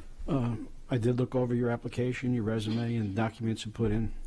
I only have one question for you, and I don't think it's going to be a difficult one for you. You referenced pay for performance. There's a number of different kinds of pay for performance. What were you talking about?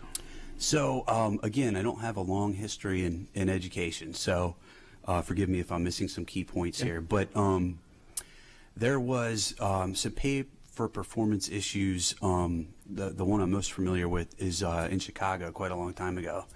And it was demonstrated through statistics that when there was an incentivized pay for test scores, that there was some cheating that occurred.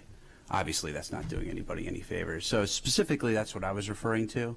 But I'd love to hear more about the different types that are out there. I generally prefer performance-based pay in most careers. We do that where I work. I think it sends the right message, but it's got to be carefully implemented. Anybody could game a system if you don't do it properly. So would I be fair to characterize the type of pay for performance you were referring to as teachers being paid based upon student performance? Correct. Yes, sir. Yep. Okay. Thank you. Yeah. Thank you. Hi, good evening, and thank you for being here today. My name is Mariko Bennett, and I'm representing the NAACP for Anne Arundel County. And so my questions will be in relationship to diversity and programs surrounding them. So I read through your application, and one of the things you mentioned in your answers is that you would look at redistricting to help the schools best utilize space and equalize the classroom sizes across the system. Would you favor redistricting to racially balance our public school system here in Anne Arundel County? That's a good question. My approach would be I'd try to balance both of those, to be honest with you, because in my opinion, there does need to be redistricting. We've definitely got an overpopulation issue in some schools more than others. But I think racial diversity is also important. So ideally, you take both of those factors into account when you're redistricting, in my opinion. Mm-hmm. Excellent. And so my last question is racial incidents in the school. Given the recent disturbing racial incidents around race relations, such as on May 11th, there was a noose hanging outside of Crofton Middle, which my son actually attended. I hear that you have a student leaving Crofton Middle as well. January 6th, there was a petition titled Cool Kids Klan passed around during the lunch hour at Arundel High School. And then at Severn River Middle School on Blackboard, there was, which is a countywide website. I'm sure you're familiar because you have students here in the school. Someone posted lyrics from KKK rap remix song as well as other offensive language. What do you think the school board's role is in addressing those types of disturbing issues, and what would you do personally to ensure that those disturbing issues are addressed? Well, certainly they are disturbing. I think it's important that the board set a policy that there's an absolute zero tolerance. In reference to the Crofton Middle School incident, I'm more familiar with that because I have a student there. The principal there is absolutely amazing, and she did a great job. They swung to action immediately. They took it down right away. You need to act fast with that stuff. There was clear communication from the principal to the parents about what happened, about what they did about it, and what have you. You got to do that. I mean, that's super important, and got to discourage that everywhere you can. It's unfortunate that it happens at all. Thank you. Mm-hmm. Thank you. Good evening. Hi. I'm Leanne Carmona. I represent the Special Education Citizens Advisory Committee. Let's talk about the achievement gap, which you mentioned in your application as a critical issue. Many special education students continue to struggle and are not keeping up with their peers. How should the district address this particular concern? I would need to familiarize myself better with what we're currently doing, but geez, I hate to give you a vanilla answer here. I've always been very interested in what, I don't know how much this ties into it, but what OBI does. It's essentially career placement for folks that are at some sort of a disadvantage.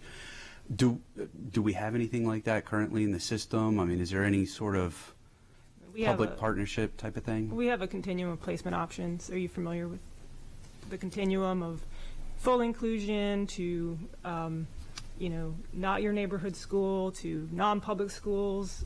Are you familiar with? I'm not familiar with any of them, ma'am. I'm sorry. Okay. I apologize. I certainly will try to be. How would you, as a board member, catch yourself up on this population, which is 8,000 of our students receiving special education services? Absolutely. So my goal is to talk a little bit and listen a lot. So I plan on meeting with the different functions. I'd like to get around to as many schools as possible. And I've got some friends in the system. So I've been reading up. I've got quite a bit of research I've done in a few weeks, but unfortunately a few weeks doesn't get me an entire understanding of every part of the school system. So sorry I'm not more well read on that, but I will be. Sure. And if time allows, you mentioned zero tolerance policies. Do you support zero tolerance policies? For the most part I do, yes. For what situation? I can't see a situation where a racially motivated incident, for example, if it's clearly that, there should be a zero tolerance policy for that. You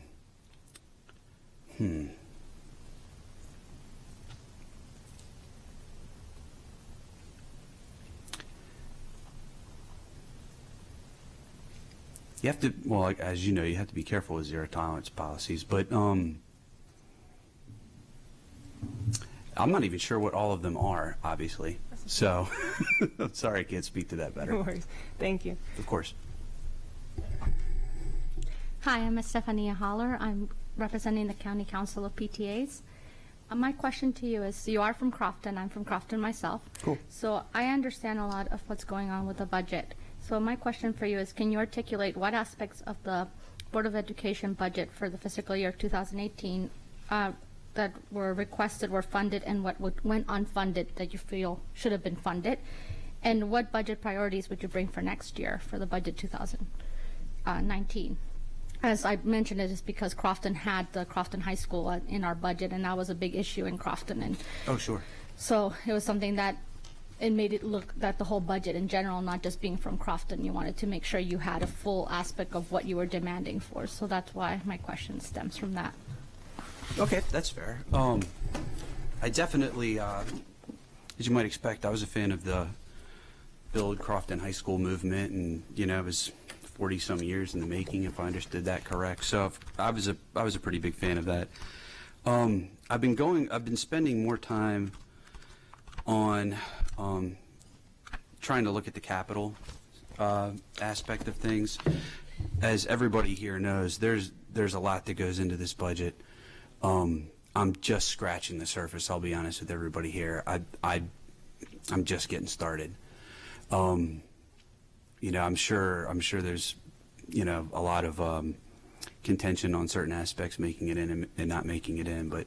Do you want to maybe more specific then, what would you be planning, like what priority for the budget for 2019 that you see something that we have been neglecting in our budget that we should be focusing on for 2019 is something that you would like to focus on? I want to do a little bit more research on this, but it's my understanding that we've got an issue with our infrastructure.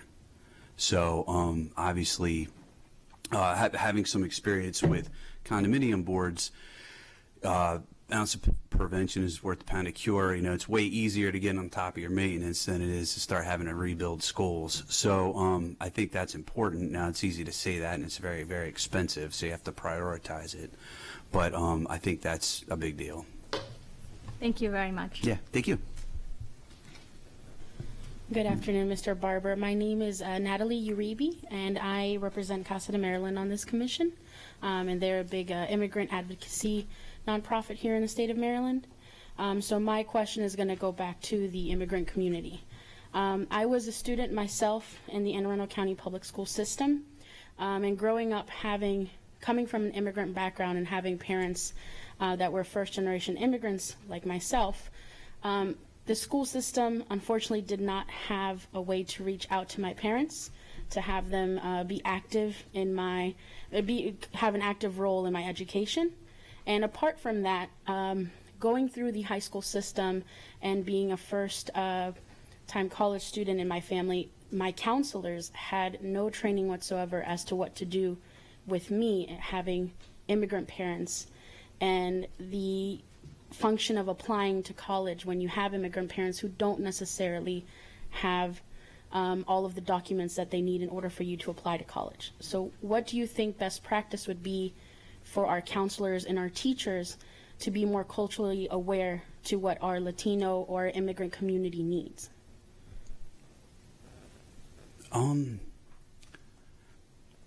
That's interesting. I didn't even realize that was a concern, the paperwork. And that kind of says something right there. You know, clearly not everybody knows that.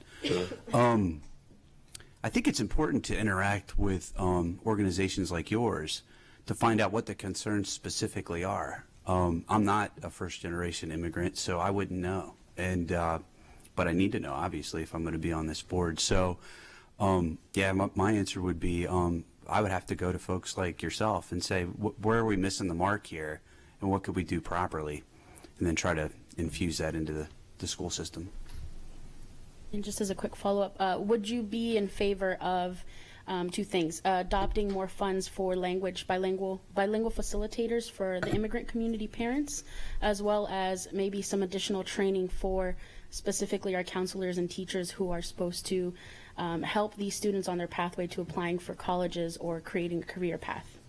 Oh yeah, both of those seem like a good idea to me. Hi, Mr. Barber. My name is Ginger Vance, and I represent the Anne Arundel County Chamber of Commerce. And I wanted to thank you for basically writing your question for me to ask you in your application package. And you've said you've made a difference on many boards. And you said one of the goals that you'd like to accomplish if you were appointed to the board is to increase avenues for businesses to participate with the Anne Arundel County Public Schools. Can you comment on how you would specifically try to do that? Absolutely. So I would begin by trying to get a better handle on what we've done in the past, just to make sure we're not replicating efforts. But coming from my perspective, the first question is how do you get started? You know, poking around on the website didn't get me anywhere. So I started reaching out to other business associates, and they eventually one of them got me in touch with a gentleman that works for the county school system, whose job is to interact with businesses. And I was really encouraged by the fact that that position even existed. I got the impression that it was a fairly new one. So we had a lot of great ideas, but we didn't really get anywhere. And I would need to do a little more research as to why this was. But my suspicion was that it was really a one-person operation, which is difficult to pull off on on a scale. So obviously we don't have an unlimited budget here, but I'd like to see more time and energy spent on that. So that's how I would do it. Thank you. And would you be in favor of applying more dollars in that budget to specific programs? Yeah, because I think you'll get it right back, to be honest with you, when you're interacting with the business community. Thank you. Mm-hmm. Good evening, Mr. Barber. My name is Allison Pickard, and I'm the president of the County Council of PTAs. My question for you, looking at your resume, and currently it appears you serve on about 5 different community boards in the county. I'm curious about your thoughts about the time commitment of being a Board of Education member, and how much time of your given week do you feel you'll be able to spend in Board of Education meetings and activities? That's a great question, and I should have included some of that in my opening remarks, and I didn't do that, so thank you for the question. I don't think most folks realize how much time is involved on being on the Board of Education. I was fortunate enough to talk to some people who sat me down and said, this is not a 2-hour-a-month affair that you're about to embark on. This is going to take a significant amount of time. It's funny, I guess everybody's put together a little differently, but for me, I own my own business. It's very difficult sometimes to break away from that. And what's been working for me is being involved in boards, because I take them really seriously, and it's an excuse to not spend all of my life at my job, I guess, would be one way to put it. So, of course, you've got the meetings that you have to go to. That's clear. But if you really want to make a difference, you have to spend time talking to the superintendent. I understand he meets with folks, the board members, like an hour a month or something like that. I think that's a great idea. I would be all over that in a heartbeat. And just talking with the school system folks, the teachers, the administrators. So to answer your question, I haven't sat down and said, I'm going to spend 13 hours a week on this, but I would treat it like it was a job, because that's what it is. And a lot of it, you know, these meetings and stuff, you can kind of structure them around, for me, my day job, if you will. But yeah, I plan on spending a lot of time on this. I think the only people that really make a difference are the ones that do that. And unfortunately, not everybody does. All right, and if I have time, I'm going to try to squeak this in. You're applying for a vacant seat with a shortened term. Mm-hmm. So with that in mind, what kind of impact do you think you can make in that short time period, seeing how you've already referenced some of your naivete about some of the school programs? Sure. I try to hit the ground running. I'm not done studying, if you will. And I'm going to make as big an impact as I can, because to be quite honest with you, I hope to get elected when the position's open. So that would be a good strategy, is to do a good job.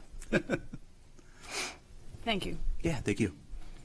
Mr. Barber, I'm Jerry Klassmeyer with the Anne Arundel County Board of Trustees, Community College.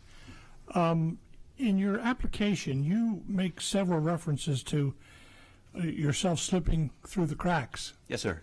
And how did you unslip? That's a great question.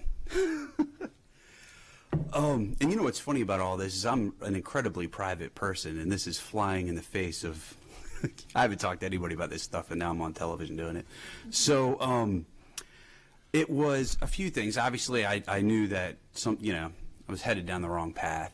But when I referenced that there was a little luck involved, it was the folks I was running around with at the time slowly but surely started disappearing. Some of them went to jail, some of them moved, and then it was just me.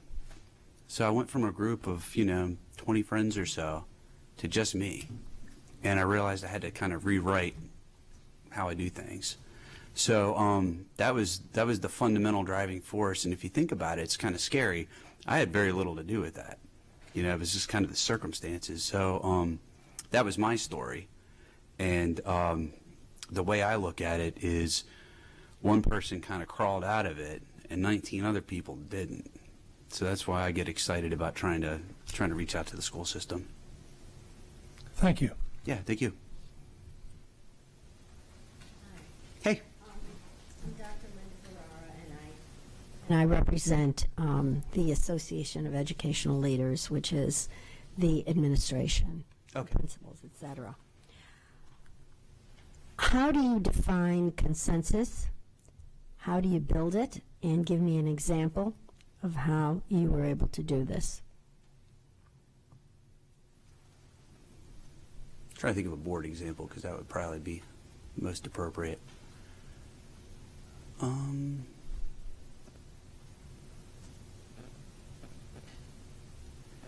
So for me, in this capacity, consensus would mean that everybody believes in the same thing. It's not enough to say, yeah, I'll vote in favor of that. You gotta believe in it. So I'll give you a silly example. Everybody sees solar panels going up on roofs all over the place. I live in a condominium community of townhouses, and we've got a really rigid set of architectural guidelines that you have to abide by. And some folks, fellow board members, believe aesthetically that that's just a really bad way to go. And also there's concerns about, what will the roofs bear weight-wise. And for me, I believe it's against the law to prevent that from happening in the first place. But rather than just simply sit on the law there, I tried to drive home the point that, when we wrote these bylaws 38 years ago, people weren't putting solar panels on their roof. We have to look at the advantages, the fact that it needs to happen, it's better for the environment. And slowly but surely, everybody started to agree. And we're in the process of finalizing it now. Thank you. Yeah, thank you. Hi, I'm Penny Cantwell, and I'm representing the Central Maryland Chamber. My question would be, or my request would be, if you could share your vision or description of what a successful student would look like in Anne Arundel County Public Schools. Okay, so yeah, obviously you want them getting good grades, and you know, presenting a professional image when appropriate. But you know, I think not a lot of people talk about it, but financial security I think is really important. Whether it's going to college and having a good career, or not going to college and having a good career, I think that's important too. So you know, we've all heard the expression, when you fail to plan, you're planning to fail. You need to have a plan. Every kid that's graduating high school should have some sort of career path, even if it's got to be a little on the vague side while they're still figuring some things out. So for me, I like to see students with a plan. I think that's important. Thank you. Yeah, thank you. Hi, I'm Emily Brandenburg, a county executive appointee, and at this time I don't have any questions. Thank you so much for coming out and putting your name in. Thank you for your work. Hi, my name is Josie Rhea, and I represent the Chesapeake Regional Association of Student Councils. And I personally think that financial literacy is a great idea, but my question for you is how do you plan on getting the funds for the teachers and professionals to teach this course, and when do you, during the school day, plan to teach it? Ooh, I could teach it? That would be cool. I don't know. I'd have to look at the budget. I mean, obviously, we don't want to take away money from anything important. You know, it would be something I'd have to look at. I'll be honest with you. I think the first step really is, and I'm glad you feel the same way, but I'm not sure everybody does. So I think the first step might just be underscoring the importance of it in general. This isn't an Anne Arundel County problem. This, I think, is just an education problem in general. Okay, and just my quick second question is, how do you, sorry if you can't hear me. No, you're good. How do you, or what groups do you plan to work with to make sure that all your decisions as a board member you make involve authentic student voice? If this is appropriate, I just want to talk to the students. I mean, to me, that would be authentic. It's about authentic as you could get. Thank you. Yeah, of course. And sorry, I should have led with this, but I'm deaf in my right ear, so if I'm leaning in, it's just, it's not that you're not talking loud enough, it's that half of my hearing doesn't work. Sorry. Mr. Barber, I'm Susanna Kipke. I'm the appointee of the county executive as well. And I actually don't have any questions. I did, but they've all been asked, so thank you very much. Does that happen a lot? Yeah. Okay, fair enough. Thank you very much, and have a good night. Thank you, folks. I really do appreciate it. Hopefully it's an earlier evening than we all thought it would be. And that one.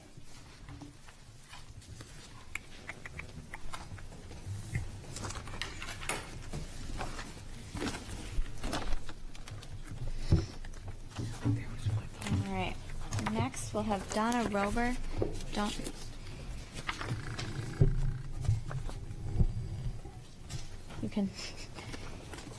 You can stand if you'd like to stand for your opening statement. Mrs. Rober, I know this was emailed to you, but I'll go over the procedure again for the interview. You'll have 3 minutes for your opening statement. You may stand if you'd like to, or you're welcome to sit as well. And then each commissioner, starting with Commissioner Jones and going down the line in order, skipping me, will ask you a question, and we'll have, or two, and we'll have 3 minutes each for those questions and answers. The lights, when you have 30 seconds left, will turn yellow, and when your time is up, it will turn red. And then if you have anything to add at the end, you feel like something was left unsaid, or you ran out of time, or you wanted to add something you thought of later, you may email or snail mail or hand deliver any additional comments after this interview. And those will be emailed to us, and they'll be put on the website, added to your application packet. So you can begin when you're ready. All right. Well, good evening, and thank you very much. I appreciate this opportunity to share with you kind of my own journey, my connections with the education system, and my thoughts on how I'd bring my own experiences and my passion for preparing our children to be part of the workforce of the future to the school board team. I spent my first 12 years in public schools, graduating from Delaney High School in Baltimore County, and then I went to a private women's college in Virginia. In 1972, I joined the United States Army as one of the very first women at as a full-time language program, learning Russian. I spent 10 years on active duty as a linguist and an intelligence analyst, and then I converted to civilian status with the National Security Agency, where I served for 27 more years, rising to the rank of senior executive. In 2010, I retired from the government and formed my own consulting company where I do strategic advising to small technology companies. I was granted a patent for a technological solution in 2012 that applies to a government problem. Although I'm not a professional educator, I have had frequent contact and experience with the education system. Beyond my own public education, my 2 sons attended and graduated from Anne Arundel County Public Schools, and I now have 3 grandsons who are part of ACPS. Through my grandsons, I've already been exposed to the Infants and Toddlers program, ECI, public charter school, and both the middle and high school STEM programs. I had PTA experience. I volunteer now at Monarch Academy, where I've been working for the past 4 years. I was a member of NSA's Cryptologic School as an adjunct faculty member, where I designed and taught a variety of courses. I had the opportunity to hire young high schoolers from all over the nation into the Stokes Scholarship Program at NSA, and also to bring in high school work studies. I've traveled extensively. I've worked with folks from lots of other countries who have been educated in those countries, and I routinely interact with current students and friends who are educators in the school system. I strongly believe in public education. I recognize that public schools must educate all who enter their doors, and this can be a considerable challenge. Regardless, our schools are tasked with growing the citizens and workforce of the future and must find a way to reach each and every student. I would like to see AACPS expand existing opportunities to allow more students to take advantage of the myriad programs, with additional programs and opportunities offered. It's my opinion that educating our youth is the responsibility of our entire society, and I believe there is a need to increase parental, community, and corporate involvement in meaningful engagements with students. Thank you again for giving me this opportunity. Should I have the opportunity to serve on the board, I'll work tirelessly to understand the current state of our schools, understand the needs and requirements of the students, educators in our society, and seek outside-the-box solutions that fit within policy, legal, and fiscal boundaries. That light's distracting. I'd very much like to be a part of the team that is growing the youth. Thank you.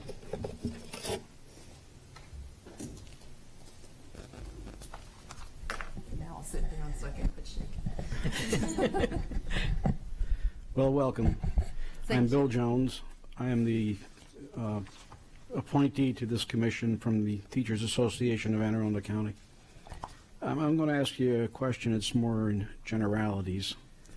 A man named Bob Embry was once president of the State Board of Education back in the days of MSPP, the Maryland School Performance Program, which is very similar to what we got on the federal level a decade or 2 later in No Child Left Behind Act. He was asked what the 3 biggest problems in public education were. His answer was student motivation, parental involvement, and adequate funding. You think he was right? Those would have been exactly my answers if you'd asked me that question. I truly believe that student motivation is a big thing. We have to figure out how to make what we're teaching them as appealing to them as we possibly can. I've seen how, in one case, one of my grandsons was absolutely falling behind, although a brilliant child, falling behind because he just wasn't interested in what was being taught. He moved to a different school, in this case a charter school, and found his niche and went on to be extremely successful. So that student motivation, how do we motivate students? We find those things, we try to fit them into that niche. Parental involvement is the biggest failure we have as far as I'm concerned. we can't put it all on the backs of the teachers. Parents have to be involved and have to be a part of the entire education of that child. And certainly money's always an issue, but that's always going to be there, and there's nothing we can do about that. All right, thank you. Good evening. I'm Mariko Bennett, and I'm representing the NAACP here this evening. I want to ask you so many questions. Thank you for being so thorough with your responses. But I'm going to ask a question just because I'm curious first. A disciplinary school is one option that I've thought might have a different effect on in-school behavior, is what you say. Explain that to me. What is that? So one of the experiences that I've had that I saw when my sons were in high school, which was several years ago now, was that we tend to suspend and expel the disruptive or problem students. When we do that, we're turning them loose on the streets, basically. We're sending them home with there's no accountability, especially when you expel them. Although sometimes they get expelled from one school and are allowed to move to another school. But a lot of times they'll bring that disruptive behavior with them. I think that a disciplinary school, which is one step before juvenile detention, would be a place where you could put those disruptive students and perhaps put some harder teachers, maybe people who have come out of the military or off of the police force who have decided to go on into education, who would take those young people and turn them around. I know there's a program at Aberdeen that does something, similar, kind of I wouldn't call it a disciplinary, but a corrective action capability. So that's what I meant by that. Okay, excellent. Thank you. And I'm going to ask another question in response to one of your answers here. You mentioned that you do not believe that all young people need to go to college. And so I'm going to ask a question around strengthening vocational programs. So what are your ideas around strengthening vocational programs with an entrepreneurial focus while also ensuring that all students have access to high-level math and science? Okay. Well, I think that Anne Arundel County has a wonderful example in the Cat North and Cat South programs, but they're limited in what they do. That's partially funding, that's sizing, there's a lot of reasons for that. I'd like to see us reach out to the community around us. There's certainly lots of small startup companies where young people who have a bent for computers and IT could go, or young people who want to be small engine repair or cooks, or there's so many opportunities out there. I saw an example in, I believe it was Tennessee, where the car manufacturing business was bringing in young people at the high school age as part of their education. They did normal school, math and science and history, but then they also were taken into the industry to be taught to do car manufacturing. Thank you. Given a vocation. Good evening. I'm Leanne Carmona, and I represent the Special Education Citizens Advisory Committee. As we work toward eliminating the achievement gap, how would you envision us narrowing that gap for struggling students, and in particular those with disabilities? Well, certainly you kind of hit in my sweet spot right now. I have a disabled grandson who is actually going to enter ECI this fall, which is, I've just been amazed at the programs that have been offered to help him out. But I think, we measure achievement in grades, and I don't know that that's necessarily the appropriate way to measure achievement. Every child is different. Every child has different needs and different capabilities, and it's really, to me, about developing, taking away that gap by developing the child as an entire person. So whatever they're capable of. My grandson happens to be Down syndrome and is not yet verbal. He may never be verbal, but that doesn't mean he's a failure, and that he shouldn't fall into that achievement gap, and because there are things that he can do and will be able to do. So it's about developing that child as a whole person and finding that thing that makes them, defines their success. And that then says that you've achieved. And that doesn't mean you give up. That means you keep giving them more and more and challenging them.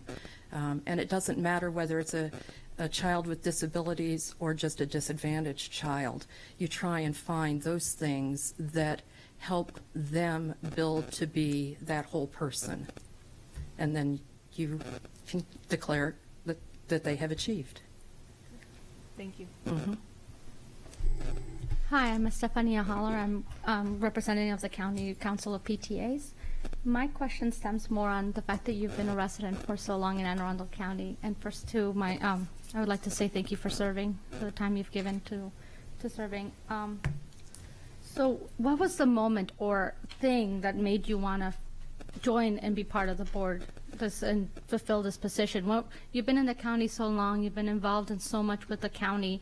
What was that moment or thing that made you say, I'll take this opportunity and get my voice in with the Board of Education?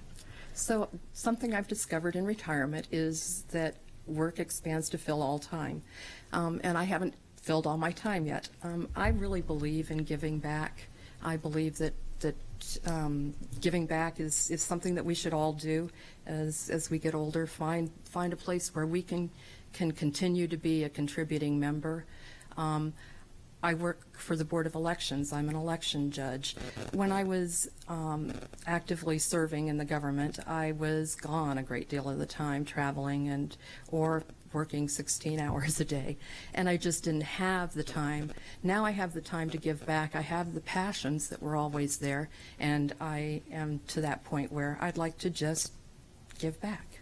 And to kind of follow up, so what would be one of your goals, being that it is a short term and you have limited time what would be one thing you want to achieve while you're on the board? Well, it's difficult for me because it's really hard. I've looked around and tried to figure out what's actually inside the box already for the Board of Education, and it's very difficult to kind of capture all of that. So I'd like to spend a little bit of time learning, and it would be a very little bit of time, obviously, having to learn that, but then to discover where that one point is that I could be the most helpful. Is it reaching out to the community and finding other opportunities to bring in technology or I don't know, construction people to offer up opportunities for students, or is it helping with special education? Is it helping to expand charter schools if that's the way we choose to go?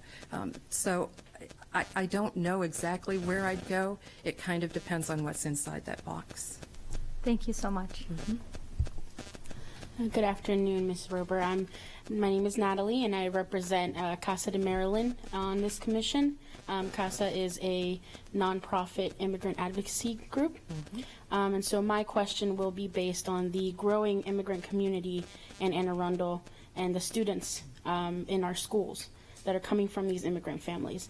Myself and my parents are first-generation immigrants to the U.S., and speaking in regards to parental involvement and student motivation that you mentioned, what we see is the parents of immigrant students in this county lack parental involvement. A big reason to that is the lack of language facilitators, and they feel isolated from the community. So I have a twofold question. My first would be, what do you think Anne Arundel County Public Schools can do to remedy that? And the second issue is trying to go down the college pathway and having parents that were immigrants and didn't necessarily have all of the correct documents. My counselors had no idea what to do with me as a student. I had to explain to them and teach them a lot about my situation and my status. So what do you think we could do there to better educate our counselors about our communities and our cultures that we have within our communities? Thank you. That's the cultural diversity in this county amazes me. I think, first of all, we have a free resource, a huge free resource that could help with the language issues, and that's the linguists sitting at NSA. And I speak for all of them. Many wish to volunteer more in the community and find ways. So there's an easy reach out back to NSA and to that entire pool of linguists that could take care of an awful. I don't think there's anybody in this. I'd be surprised if there's not a language in this county that's not represented at NSA. So that's a free service. You know, people really do want to serve, but when it comes to how do you get the parents involved, how do you help them? I saw an example in the homeschooling environment where they do a lot of co-op teaching and co-op opportunities where parents get together and teach the youth or work with the youth. And so I think that we could look to find a way to introduce that co-op opportunity to a lot of our immigrant families where they live within their own culture and their society, but bring in people who have those experiences like you. You could be a great head of a co-op that takes care of of Hispanic students and helps them through that process. And neither of those cost any money. Thank you. Mm-hmm. Good evening. I'm Ginger Vance, and I was appointed by the Anne Arundel Chamber of Commerce for this commission. And I gleaned enough information from Commissioner Bennett's and Carmona's answers, so I don't have any questions at this time. Thank you. Thank you. Good evening. My name is Allison Pickard, and I'm representing the County Council of PTAs. Your application is, and resume is, and your resume especially is fascinating to me. So thank you for applying. But with some of the things you mentioned that find the biggest issues within the school system, they tend to focus on things that actually weren't funded in FY 2018. So I'd like you to discuss a little bit about what you view the role of the Board of Education is in regard to advocating to our funding sources, the county executive and the county council. How do you view the role of the Board of Education in the budget process? Coming out of the government, I know how hard it is to get the extra money, whatever money there is. I know how difficult that is. I think that writing very solid requirements for things that are needed above and beyond what's already the line items is one step in trying to gain more financial support from the state. But the money's only going to go so far. How do you advocate for programs like some of the things that I'm concerned about, which are the social issues that start outside the school, usually end outside the school, but are very disruptive inside the school? That's drugs, that's bullying, that's all of those things that it's very hard. So is there, beyond the just going after the money, is there a way to find a way to solve that without throwing a lot of money at it? And if I have discovered in the past, if you can find a way to kind of bring in a solution that is partially requires funds and partially can be done by people, by volunteers, by other solutions that already exist that you don't have to pay for, you tend to get more attention. Thank you. Mm-hmm. Ms. Rober, I'm Jerry Klassmeyer from the Anne Arundel Community College. I was intrigued by the comment you made about the disciplinary school, and you made reference to the program up at Aberdeen Proving Ground, which is a 22-week residential program. I had the privilege of serving on the advisory committee to the Adjutant General for about 10 years with 2 120-person classes each year coming through the program. And each class had 13 young people selected to be the class leaders. And I would have an opportunity to talk to them and say, what's the difference between your experiences when you were in high school and dropped out and how well you've done here? And you know what the answer always was? Consistently for a 10-year period, without any prior collaboration among the students because they were 6 months apart and didn't even know each other? Their answer was the cadre care. The cadre care.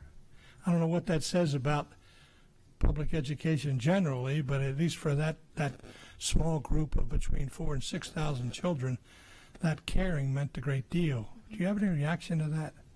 Well, I think it's not that the teachers in our classrooms don't care. It's that the teachers in our classrooms are overwhelmed, and they care, but they can only care so far. And if you pull those that are problematic, perhaps they're discipline problems or whatever, for whatever reason they're disruptive and failing, if you pull them out and put them in a different environment where it's dedicated to servicing them and dedicated to building them in a way that's more meaningful to them, that's how they respond. They believe that they're cared about. Instead of someone standing in front of the classroom saying, learn these mathematical equations, they're getting something different served to them, and it's something that fills them and makes them a whole person.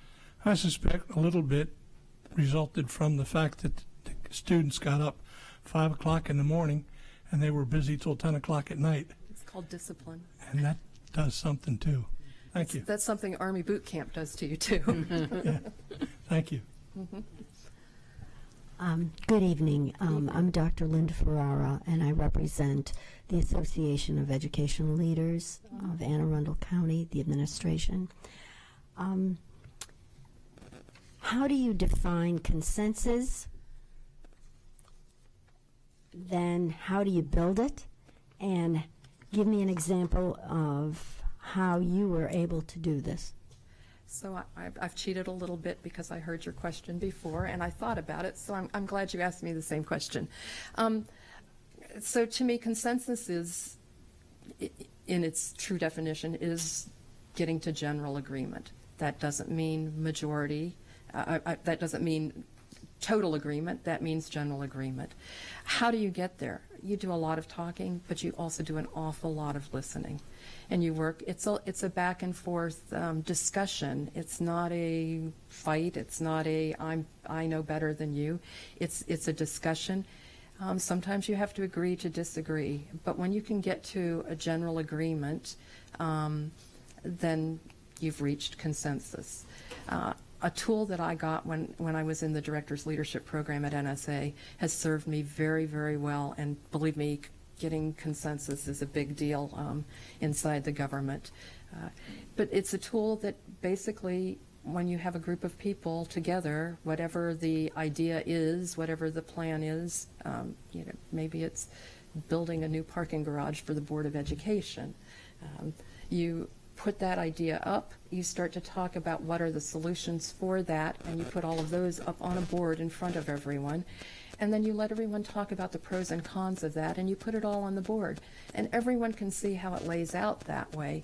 And once you've laid it out and graphically depicted this for people where they can see their own ideas, their own thoughts in front of them, but everyone's thoughts are up there, it starts to help people come around to a way of thinking and to come to an agreement. Thank you. Hi, I'm Penny Cantwell, and I represent the Central Maryland Chamber.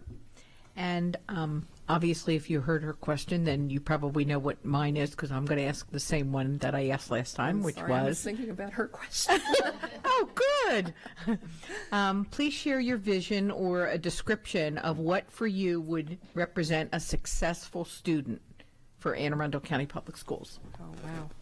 It's changed over the years. What is success? But at the end of the day, a friend of mine said to me recently, if you are the parent of a 30-year-old who is still living in your basement and playing video games all day, congratulations, you raised a child. So we don't want children leaving our schools. We want young adults leaving our schools. What is a young adult? Well, it's someone who has self-confidence. It's someone who is self-aware.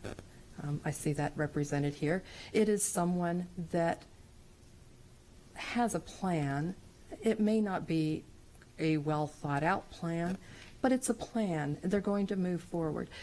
The education system has done their job if they can produce a young adult and not a child leaving the school. So success is that young adult. I was just in Nebraska last week, and I saw a report that unfortunately was very, very poorly done and didn't have a lot of data. That in Nebraska, they did a poll across all of the Nebraska post-secondary education system, and they had a graduation rate, 5 years, freshmen 5 years later, a graduation rate of 46%. Now, I'm not sure where that, I think that's a little bit high, even when I look around at my neighbors and friends whose children are incurring incredible debt, and still, the experiment fails after 2 years. So I was surprised, 46%. I'd like to dig deeper into that and understand that. But what that says is we might have produced that young adult. They had a plan. They went forward. They discovered that their plan wasn't complete. But guess what? That's part of adulthood, is then turning that back around. So if we have produced people who can do that, we've succeeded. Thank you. Mm-hmm. Hi, I'm Emily Brandenburg from the County Executive's Office. Thanks so much for coming out and putting your application in. I hope you can take a couple minutes to describe the role and responsibility of a Board of Education member, your interpretation, and then also the relationship that the board has with the superintendent. Well, I think the Board of Education is an advisory board to the county decision makers, the county planners. They have the responsibility of building policy for our schools. They have the responsibility of being fiscally responsible when they're handed the money to properly expend funds and to identify the best possible way to produce successful young adults coming out of our system, and that's from the very beginning all the way through. The Board of Education, I guess the role, there's decision making, but it's an awful lot of advisory and listening and taking on board what the problems are within the schools themselves, what the problems are within the community, and trying to marry those things together so that we serve the entire community properly. So I think, as a member of the Board of Education, that would be a role that I would play as part of that team, to try and understand all of that and find a way, given the fiscal, the policy, and the legal constraints, to fit within that framework. It's my understanding that the superintendent sort of answers to the Board of Education. The Board of Education is responsible for ensuring that the superintendent understands what the policies are, what the budget is, and carries out whatever the decisions are that the Board of Education has that would apply to the superintendent carrying out it within the schools. Thank you very much. Hi, my name is Josie Rea, and I represent the Chesapeake Regional Association of Student Councils, and I also would like to thank you for your service. My question is, so you mentioned in your application that one of your goals is to increase seats in STEM, PVA, and IB, and I was wondering if it was just those programs that you wanted to increase seats in. If not, please explain what the programs are. And I was wondering how you would go about pushing specifically Title I schools and schools that enroll a lot of minority students to push them to fill those seats. I think one of the biggest problems we have with the magnet schools, if you will, and it's not just those programs, but those are probably the most popular programs we have in the county. But one of the biggest problems we have is actually transporting those students to and from those schools, because they're out of area. And so now suddenly you have to have a lot of, wherever we were, parental involvement, and that's going to require a lot more time and a lot more effort in order to get those students to wherever they have to go to be transported. I know I've lived this for the last few years, and I've become a great taxi cab.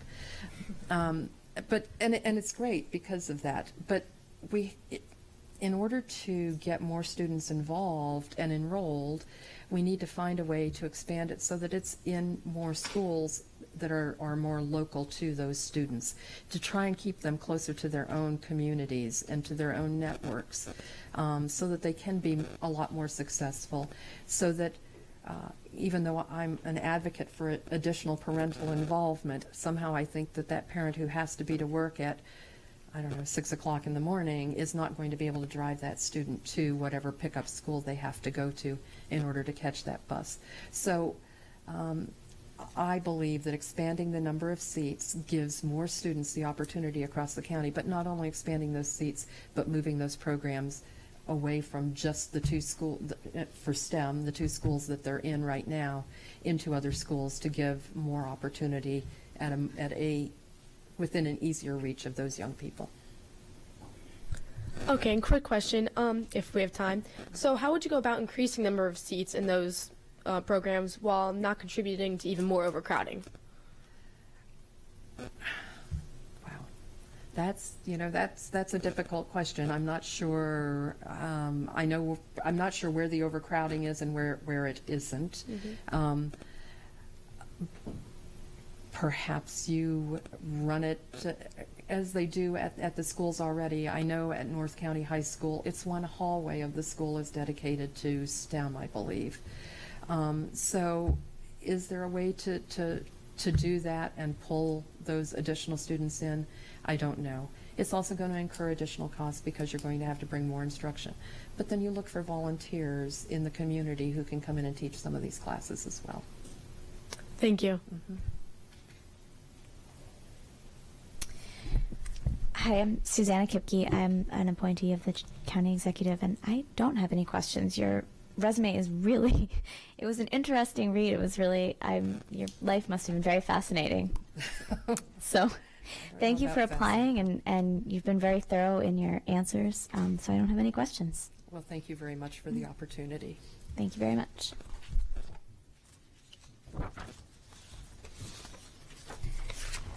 All right. We are at our last interviewee for the night. Matthew, forgive me if I pronounced this incorrectly, Caminiti? That's right, well done. Which one was right? I said it. Caminiti, the first one. Caminiti, all right. Well, welcome. Thank you. The way that we'll do this is you'll have 3 minutes for an opening statement, and then we'll go down the line of commissioners. Everyone will ask you a question or two, and we'll have 3 minutes per commissioner, so that includes your time for answers as well. Great. And you'll see on the front a yellow light will come on when you have 30 seconds left, a red light will come on when your time is up. And if you feel like at the end there's anything left unsaid or anything you'd like to add, you're welcome to send in additional statements to the same place where you sent in your application. Sounds good. Thank you. All right. Thank you. Okay. All right. Well, thank you. First, thank you for your time. I know it's probably been a long day, certainly a long evening. So I know I'm the last one here. So, thank you again for your time and for entertaining my hopefully my vision and the skills that I can bring to the board. So just a little summary of my background. 14 years ago, I was a fresh-faced, recent college grad walking into my very own classroom for the first time.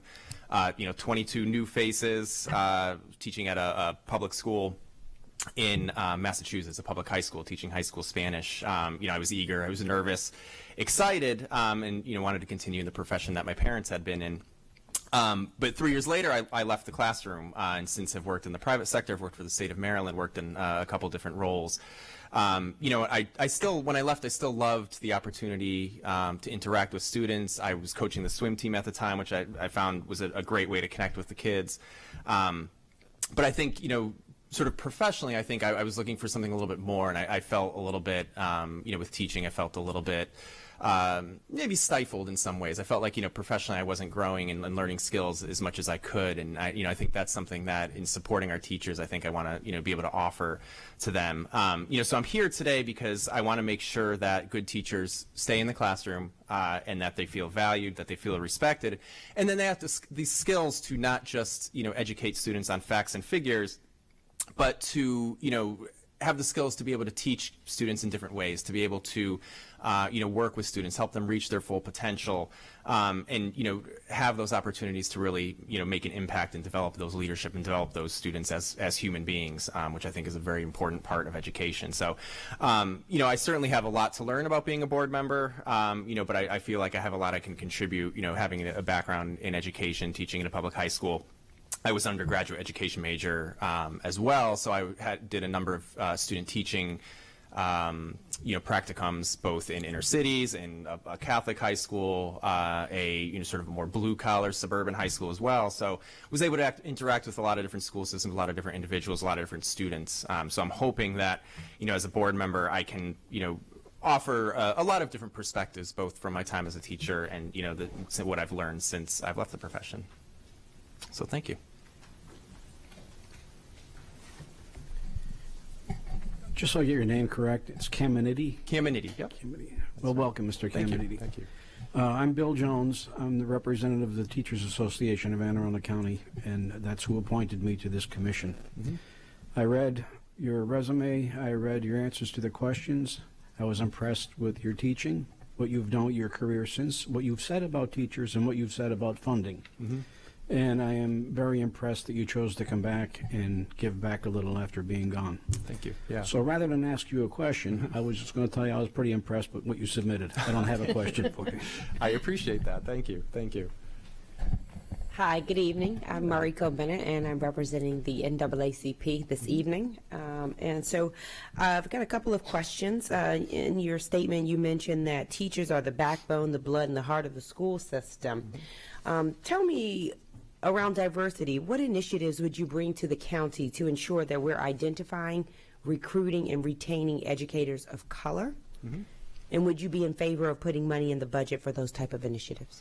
Yeah, I mean, I think, obviously it's a very diverse school system, so I think students need to see that same level of diversity within, the individuals that are teaching them. And I think, they bring valuable perspectives and can serve as valuable role models for, those students. And I think it also allows for an opportunity to open up, certain discussions. I talked a little bit about developing students and developing those individuals and leaders. I think it allows for the opportunity to open up discussions, some of those elephants in the closet, like discussions on race and those types of issues. And I think having those varied perspectives, both on the student side and on the teacher side, I think is important. So, yeah, I think it would definitely be worth considering, whether it's setting aside money or, however we do it, but, finding ways to, increase the diversity of the workforce. I think that's, I think you can't go wrong by doing that, certainly. Okay, excellent. I'm going to ask you a question around racial incidents. Given the recent disturbing racial incidents around race relations, such as May 11th, the noose hanging from a light fixture outside of Crofton Middle School, January 6th at Arundel High School, there was a petition titled Cool Kids Klan passed around during the lunch hour. And then at Severn River Middle School on Blackboard, there was a KKK rap mix songs as well as other very offensive language. What do you think the school board's role is in addressing these types of disturbing issues, and what would you do personally to ensure that these disturbing issues are addressed? Yeah, so I think, first and foremost, I think, outright condemning them, not trying to make excuses. I think, outright, like I said, outright condemning them. And I think the role the school board can play, as sort of an intermediary between, students, teachers, school administrators, I think opening up opportunities to have those discussions that are very difficult discussions, but I think opportunities for students to, in a lot of ways, I think, just getting to know people and getting to understand those different perspectives is important, but not all students have the opportunity to do that. And so I think, having, whether it's formal events or informal events or both, having opportunities to have sort of mediated discussions where you have somebody who's experienced talking through those issues, helping tease out certain views and opinions, and helping people to sort of open up and talk about those things, so that you can sort of foster a better understanding between those two parties and those different groups. Thank you. Sure. Good evening. I'm Leanne Carmona, and I represent the Special Education Citizens Advisory Committee. Since you were a teacher, what is your experience or involvement with special education issues? Yeah, so I had a number of students that had individualized education plans, and I think as difficult as it was, I think sometimes to sort of implement those. I think as a teacher, you sort of always understand that. There are certain things that need to be done to help students achieve their full potential, and I think a well-crafted, IEP, and associated discussions, I think, can really help, students thrive. And I think, getting input from, the teachers that are going to be working with those students, as well as those students, I think is important. And I as a teacher, I felt sometimes that, you're handed a bunch of pieces of paper at the beginning of the year and saying, here's your, 20 students that have an IEP. Read through them when you have some free time, and make sure you implement them in the classroom. And I think as a teacher, I sort of felt like, well, can you help me understand this a little bit more? Is there a role for especially in a high school, you're teaching a lot of different subjects, and as a Spanish teacher, what I need to do for a student might be a lot different than what the science teacher is going to do. And so I think working with the appropriate parties to understand okay, what do we really need to do, and what are some techniques we can develop together to help reach these students and make sure that they have the same opportunities and are able to reach their full potential. Excellent, thank you.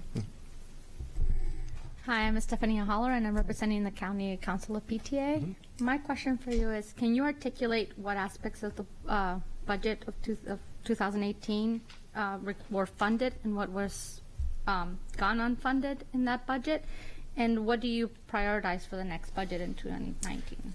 Yeah, so I will say I'm certainly not an expert on the budget. Have not gone through line by line. It is something I think would be interesting. That I would like to dig into. I know that one of the concerns that the teachers have had, that some of the teachers that I've talked to. So I have 3 kids. So I have a 7-year-old who's currently going to 2nd grade, and then I have a 4-year-old and a 2-year-old.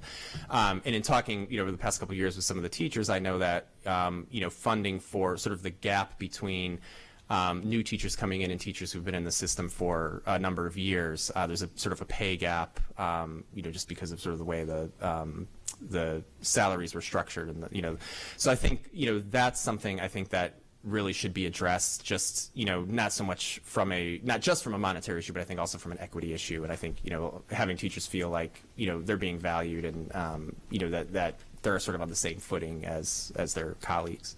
Yes, my question stems for that, being that I read your answers on your questions about your priority being the teachers, helping them also with the fact that they're underpaid. So that was a big part of it. And also, as a PTA, as a teacher yourself, how do you see the involvement of parents and teachers in the community? As if you're part of the board, how would you help continue to grow that parent-teacher force? Yeah, I think sort of back to Ms. Bennett's question about fostering conversations, and I think I think a lot of it is just getting parents and students and teachers together. And just sort of understanding the different perspectives. And it's not. Just when parents would come and say, well, why'd you give my kid a D? That type of thing. Like it's not just, you need to sort of foster those conversations, and help them understand, well, what are you trying to do? What are you trying to achieve? What can we do together to help your son or daughter, achieve or reach his or her full potential? Thank you very much. Sure. Okay. Good afternoon, Mr. Cameniti, right? Yes, Cameniti. Okay. Yep. My name is Natalie Uribe, another mispronounced last name all the time. I understand. I was appointed to the commission by Casa de Maryland. They're the state's biggest immigrant advocacy group, a nonprofit here. So naturally, my question is going to be geared towards that. One of the issues that is not very much recognized in Anne Arundel County Public Schools is the fact that the immigrant community and their students don't necessarily get all the help that their I would say American equivalents get in regards to applying for college, creating a career path when graduating high schools in the system. myself included, when I went through Anne Arundel County Public Schools, my parents didn't have all the documents necessary for me to apply for college. And my guidance counselors had no idea what to do with me or how to handle it. I was told I couldn't go to college. So my question is, what do you believe you can do on the school board so that our educators and our counselors are more culturally aware to this, the immigrant community, as well as the problems and situations that they face? Yeah, and I think these are the types of things, when I was teaching. Or how to handle it. I was told I couldn't go to college.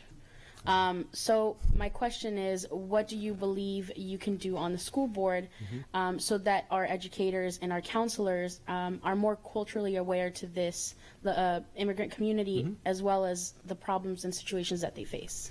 Yeah, and I think these are the types of things, when I was teaching, the things that they don't train you for in education, when you're going through an education degree. So I think these are the types of professional development opportunities I think would be valuable as a teacher to, so whether it's, again, informal, sitting down with the community and having sessions and then, having that count toward, a teacher's recertification, having, or whether it's doing a formal, cultural awareness course or, whatever it might be, where you bring in professionals, again, who have experience with these issues and talk through, okay, well, here are some concrete steps on what we did to address this issue. So not just saying, well, you have to make sure you're inclusive of these, of these individuals, or, you have to make sure you include all cultures. It's, well, yeah, obviously you do, but I think, having, methods to do that, I think is important. And I think a lot of times that's sort of what happens with teachers is that they want to do the right thing. They just don't have a lot of time. And so without having sort of concrete steps that they can take, I think a lot of them, they sort of feel like, well, I'm not sure what to do. And then I don't think that's effective for anybody. And just as a quick follow-up question, would you support additional funds for bilingual facilitators for the parents and the teachers? Yes, I think that would be money well spent. Yeah. Thank you very much. Good evening, Mr. Caminiti. I was very impressed with the amount of public and private experience you have both in education and business. So I want to thank you for your application. I'm curious just about two items on your resume. One is one of the three goals that you would hope to accomplish if you were appointed, specifically the facilitation of a creation of a software coding curriculum to equip all students with these valuable skills. If you could expand a little bit on that, and also just let me know real quickly what you do for your financial advising in your community efforts with Crofton is Kind. Oh, sure. Yeah, so I'll do the Crofton. So Crofton is Kind is an organization that my wife founded. She's working on nonprofit status as we speak. And it was sort of in response to the general political environment, and she wanted to create a group where, teaching students, not just students, but individuals, overall on ways to foster kindness and foster respect. And sort of bring an awareness to some of those issues. And so as part of that, as we're going through sort of the nonprofit, getting nonprofit status, and we're starting to get donations, even unsolicited donations from different community members. It's sort of just managing the books, right now related to that. Yeah. I see. In relation to the coding, one of the I should clarify, with the coding thing, somebody you might be thinking, well, not everybody's going to grow up to be a computer programmer. Why do the kids need these skills? One of the things I found in learning it on the job is that it's not just sort of the syntax of coding. Here's how you write a computer program, but sort of teaching you the logic and how to think through things and problem solve. And so, in a lot of ways, I think that those are skills that are applicable. Really within any discipline and certainly in life and stuff. And so that's why I think, giving students a basic sort of understanding of, how programming works, how you think logically through issues, how you get from point A to point B and consider different options, I think is important. And so I know there's a number of organizations, code.org is one of them, Project Lead the Way I think is another one, that work to foster, these sorts of programs within schools. Thank you. Good evening. My name is Allison Pickard, and I'm I represent the County Council of PTAs, like Commissioner Holler down the way there. My question for you stems from well, first, did you have a chance to look over the Board of Education handbook? That was. I have not. Well, with that said, if appointed to the Board of Education, do you envision incorporating public advocacy and community leadership into your service? And if so, what would be your priority advocacy issues? Yeah, I think advocacy on related to, I think, some of the issues that we've brought up, related to individuals of color and minorities, and how they're represented and how their views are represented, and I think finding ways to bring those those communities together and to find ways that will sort of enhance their experience within the school system, and make sure that they are not at a disadvantage, as Ms. Uribe had said, because the forms aren't translated, or the guidance counselors don't know how to handle these sorts of individuals from these backgrounds. So I think working around advocacy programs around that, I think, would be most important.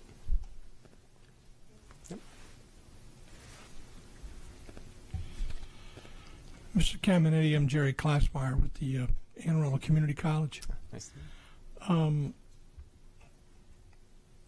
The time demands represented by membership on the Board of Education are going to be considerable.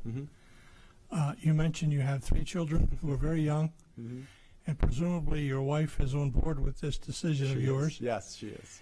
And I say that because you've got an impressive resume, including very significant growth in your job for your current employer. Are you sure you want to do this? That is a very valid question. Or more importantly, is your wife sure you want to do this? Well, my wife is definitely sure. She is definitely on board, and she, I'm sure, will appreciate you asking that question as well. But yeah, no, I think, I am definitely aware, of the time commitment. I think having, I've always been, both as a student and then, in sort of my, work life, been, just very busy. There's always been a lot going on, and I think, being able to do that, have developed those time management skills. If I didn't think I could, commit fully to the job of being a school board member, I wouldn't. I wouldn't have gone for it. And I think, in my work, I will say, too, is very flexible, and because I've been there, almost 5 years, there's a certain amount of flexibility too that, where they, if I have to leave early to work on something for the board, that they would be, they would be open to those sorts of things. Thank you. Sure. Good evening. I'm Dr. Linda Ferrara, and I represent the Association of Educational Leaders, which is the administration of Anne Arundel County Public Schools. How do you define consensus? This is a 3-part question. Yep. How do you build consensus? And give me an example of how you were able to do this. Sure. So I think consensus is uniting around a common vision, and it's certainly not, everybody agreeing, and having the same views on everything, because I think it's important, to have those various views. But I think it's allowing people to, again, unite around a common vision and a common goal, and then, find a way to work toward that goal. To build it, it's, obviously very important to listen, to make sure you're soliciting feedback, making sure people understand the vision, and then making sure you're getting them to understand how are we going to work together? What can you contribute to this vision? And I think an example, I currently moved into a new role where I had a brand new team of individuals that we were working together, and I think that the first thing was agreeing on that vision, both certainly providing my my view of what the vision should be, but also soliciting, from them, do they agree that, what do they think of it, and then determining where their skills fit in to help us meet that common goal. So I think, again, it's just bringing all of those parties together to sort of foster that understanding. Thank you. I am Penny Cantwell, and I represent the Central Maryland Chamber. So give me an idea of what your vision or description would be for a successful student in Anne Arundel County Public Schools. Sure. Yeah. So I think I think a successful student is, allowing the student to reach their full potential. So success for every student is going to be different. But I think, giving them the opportunity to reach that full potential. And so for some, it might be a 4-year college. For some, it might be a 2-year college. For some, it may be, just entering the workforce. For some, it may be entering the military. As a teacher, I did feel, I think, pressured a lot, especially, when I was in the full-time position. It was, sort of an upper middle class community. And I think there's a lot of pressure to say, well, the kids have to go to college. And, you would teach kids and you would say they're probably not going to go to college, to be completely honest. But, you can't say that. And so I think, determining, okay, where do they fit in? What skills do they have? Where can they contribute? And helping them understand, too, where they can contribute. Because if they see all their peers, talking about, well, I just got accepted to so-and-so, I think helping them understand that they still can help add value and that they still have something to offer. So I think fostering that in the individual students, I think, is important. Thank you. Mm-hmm. Hi, how are you? Good, how are you? Good. I'm Emily Brandenburg with the County Executive's Office. And I wanted to just sort of follow up on something that you had said. I'd like to start the statement saying, yes, we need to return to regular steps, regular pay packages. Our teachers need to feel valued, feel appreciated, and certainly be well compensated. In this year's budget, there was almost, I wrote it down, it's a little over $42 million in compensation between health care and salary packages. Yeah. This year's budget from the Board of Ed did ask for a back step. It was a little over $8 million or somewhere in there, and it wasn't able to be funded. And so the question I asked, with your MBA and your business background and the ability to sort of look at things a little differently, where do we find this money? Because that was lost revenue, right? It was during a recession. Right. We didn't have the revenue. Those dollars are gone. It's not like all of a sudden we have a magic pot of money that says, hey, for those 4 years, here you go, you're ready to go again. So how do you find those dollars? Yeah, no, I think that's a good question. I think it's, there's a certain amount of, I think, creativity. And I think it's, again, bringing individuals together and, sort of combing through the budget and saying, okay, what are we spending on? Where can we possibly cut back without, creating a, substantial burden on any one, department or individual or group. So I think, I really do think you sort of have to be, you have to be creative, and just think about different ways to, to sort of reach that common goal. I wish I had a more specific answer, but, I really think it's sort of sitting down and putting a lot of different heads together, and seeing what we can come up with. No, I think that's great. Thank you. Mm-hmm.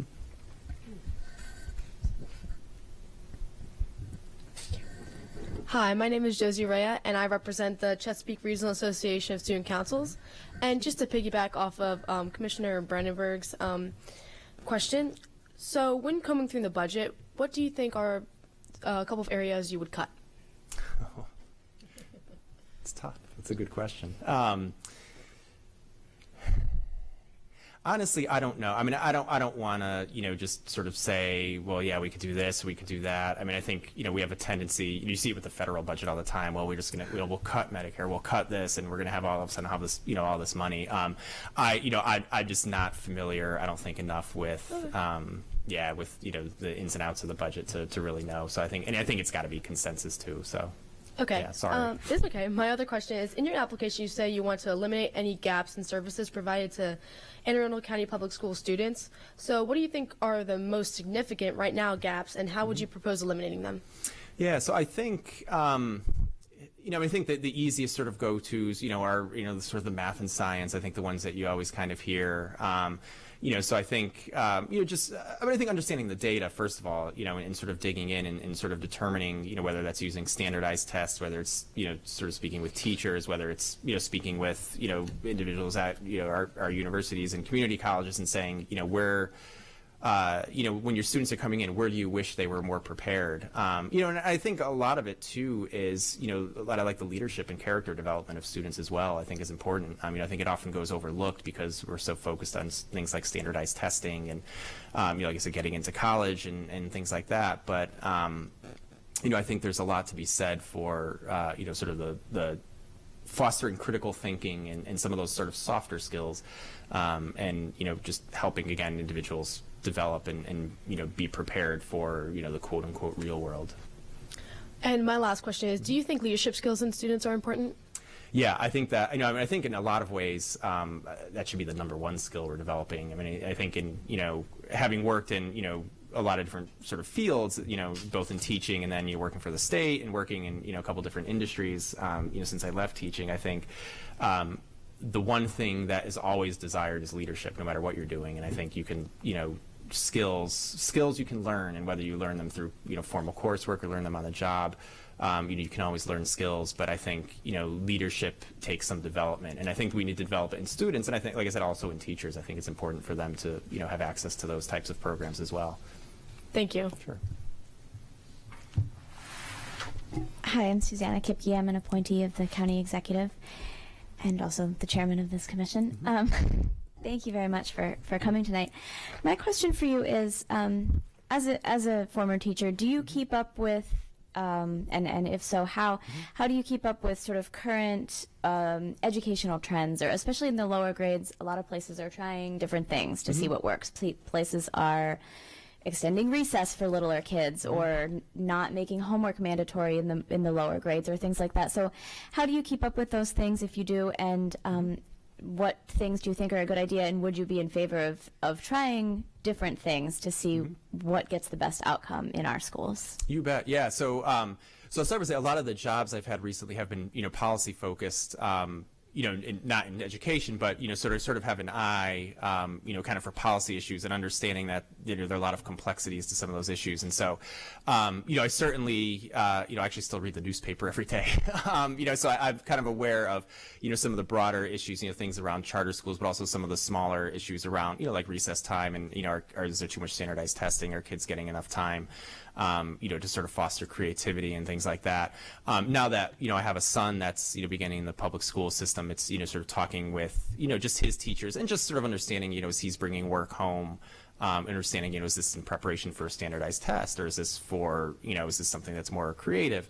And so I think that's one thing that, as a board member, and just I think in general as a parent, that I want to do more of is really start to dig into some of those issues. And, so whether it's sort of following, publications related to like the, the NEA and organizations such as that, and I'm certainly open to any, if there are any sort of policy, publications that, would be important or would be helpful, to talk through a lot of those things. But, I think it's just sort of keeping up again with those, sort of the general trends in the news and some of the things that, you're hearing about in terms of, some of the creative, I think some of the the different directions that the education system is going. And I think, again, being creative and being open to, new ideas. I think sometimes teachers sort of get a bad rap for, they're just kind of focused on like the teachers union and they just want, this or that. But I think, I think we need to be creative, and I think, we need to think outside the box. And so, I think getting, parents, students, and teachers to, think of creative ways to, sort of figure out, of these trends, which one's the best, and to try new things, I think is important. Well, I was last, so that concludes your interview. Great. So Thank you very much. Appreciate Thank your time. Have a nice night. Have a good night. I think, is there anyone here for public participation? Okay. Is there any other business? Okay. Yeah, getting fancy. Ice water. Right. I'm sorry? We did, yeah. I'll go over it after this if you'd like. Okay. If there's nothing else, can we adjourn? Can somebody make a motion? I motion to adjourn tonight's meeting. Second. All in favor? Okay.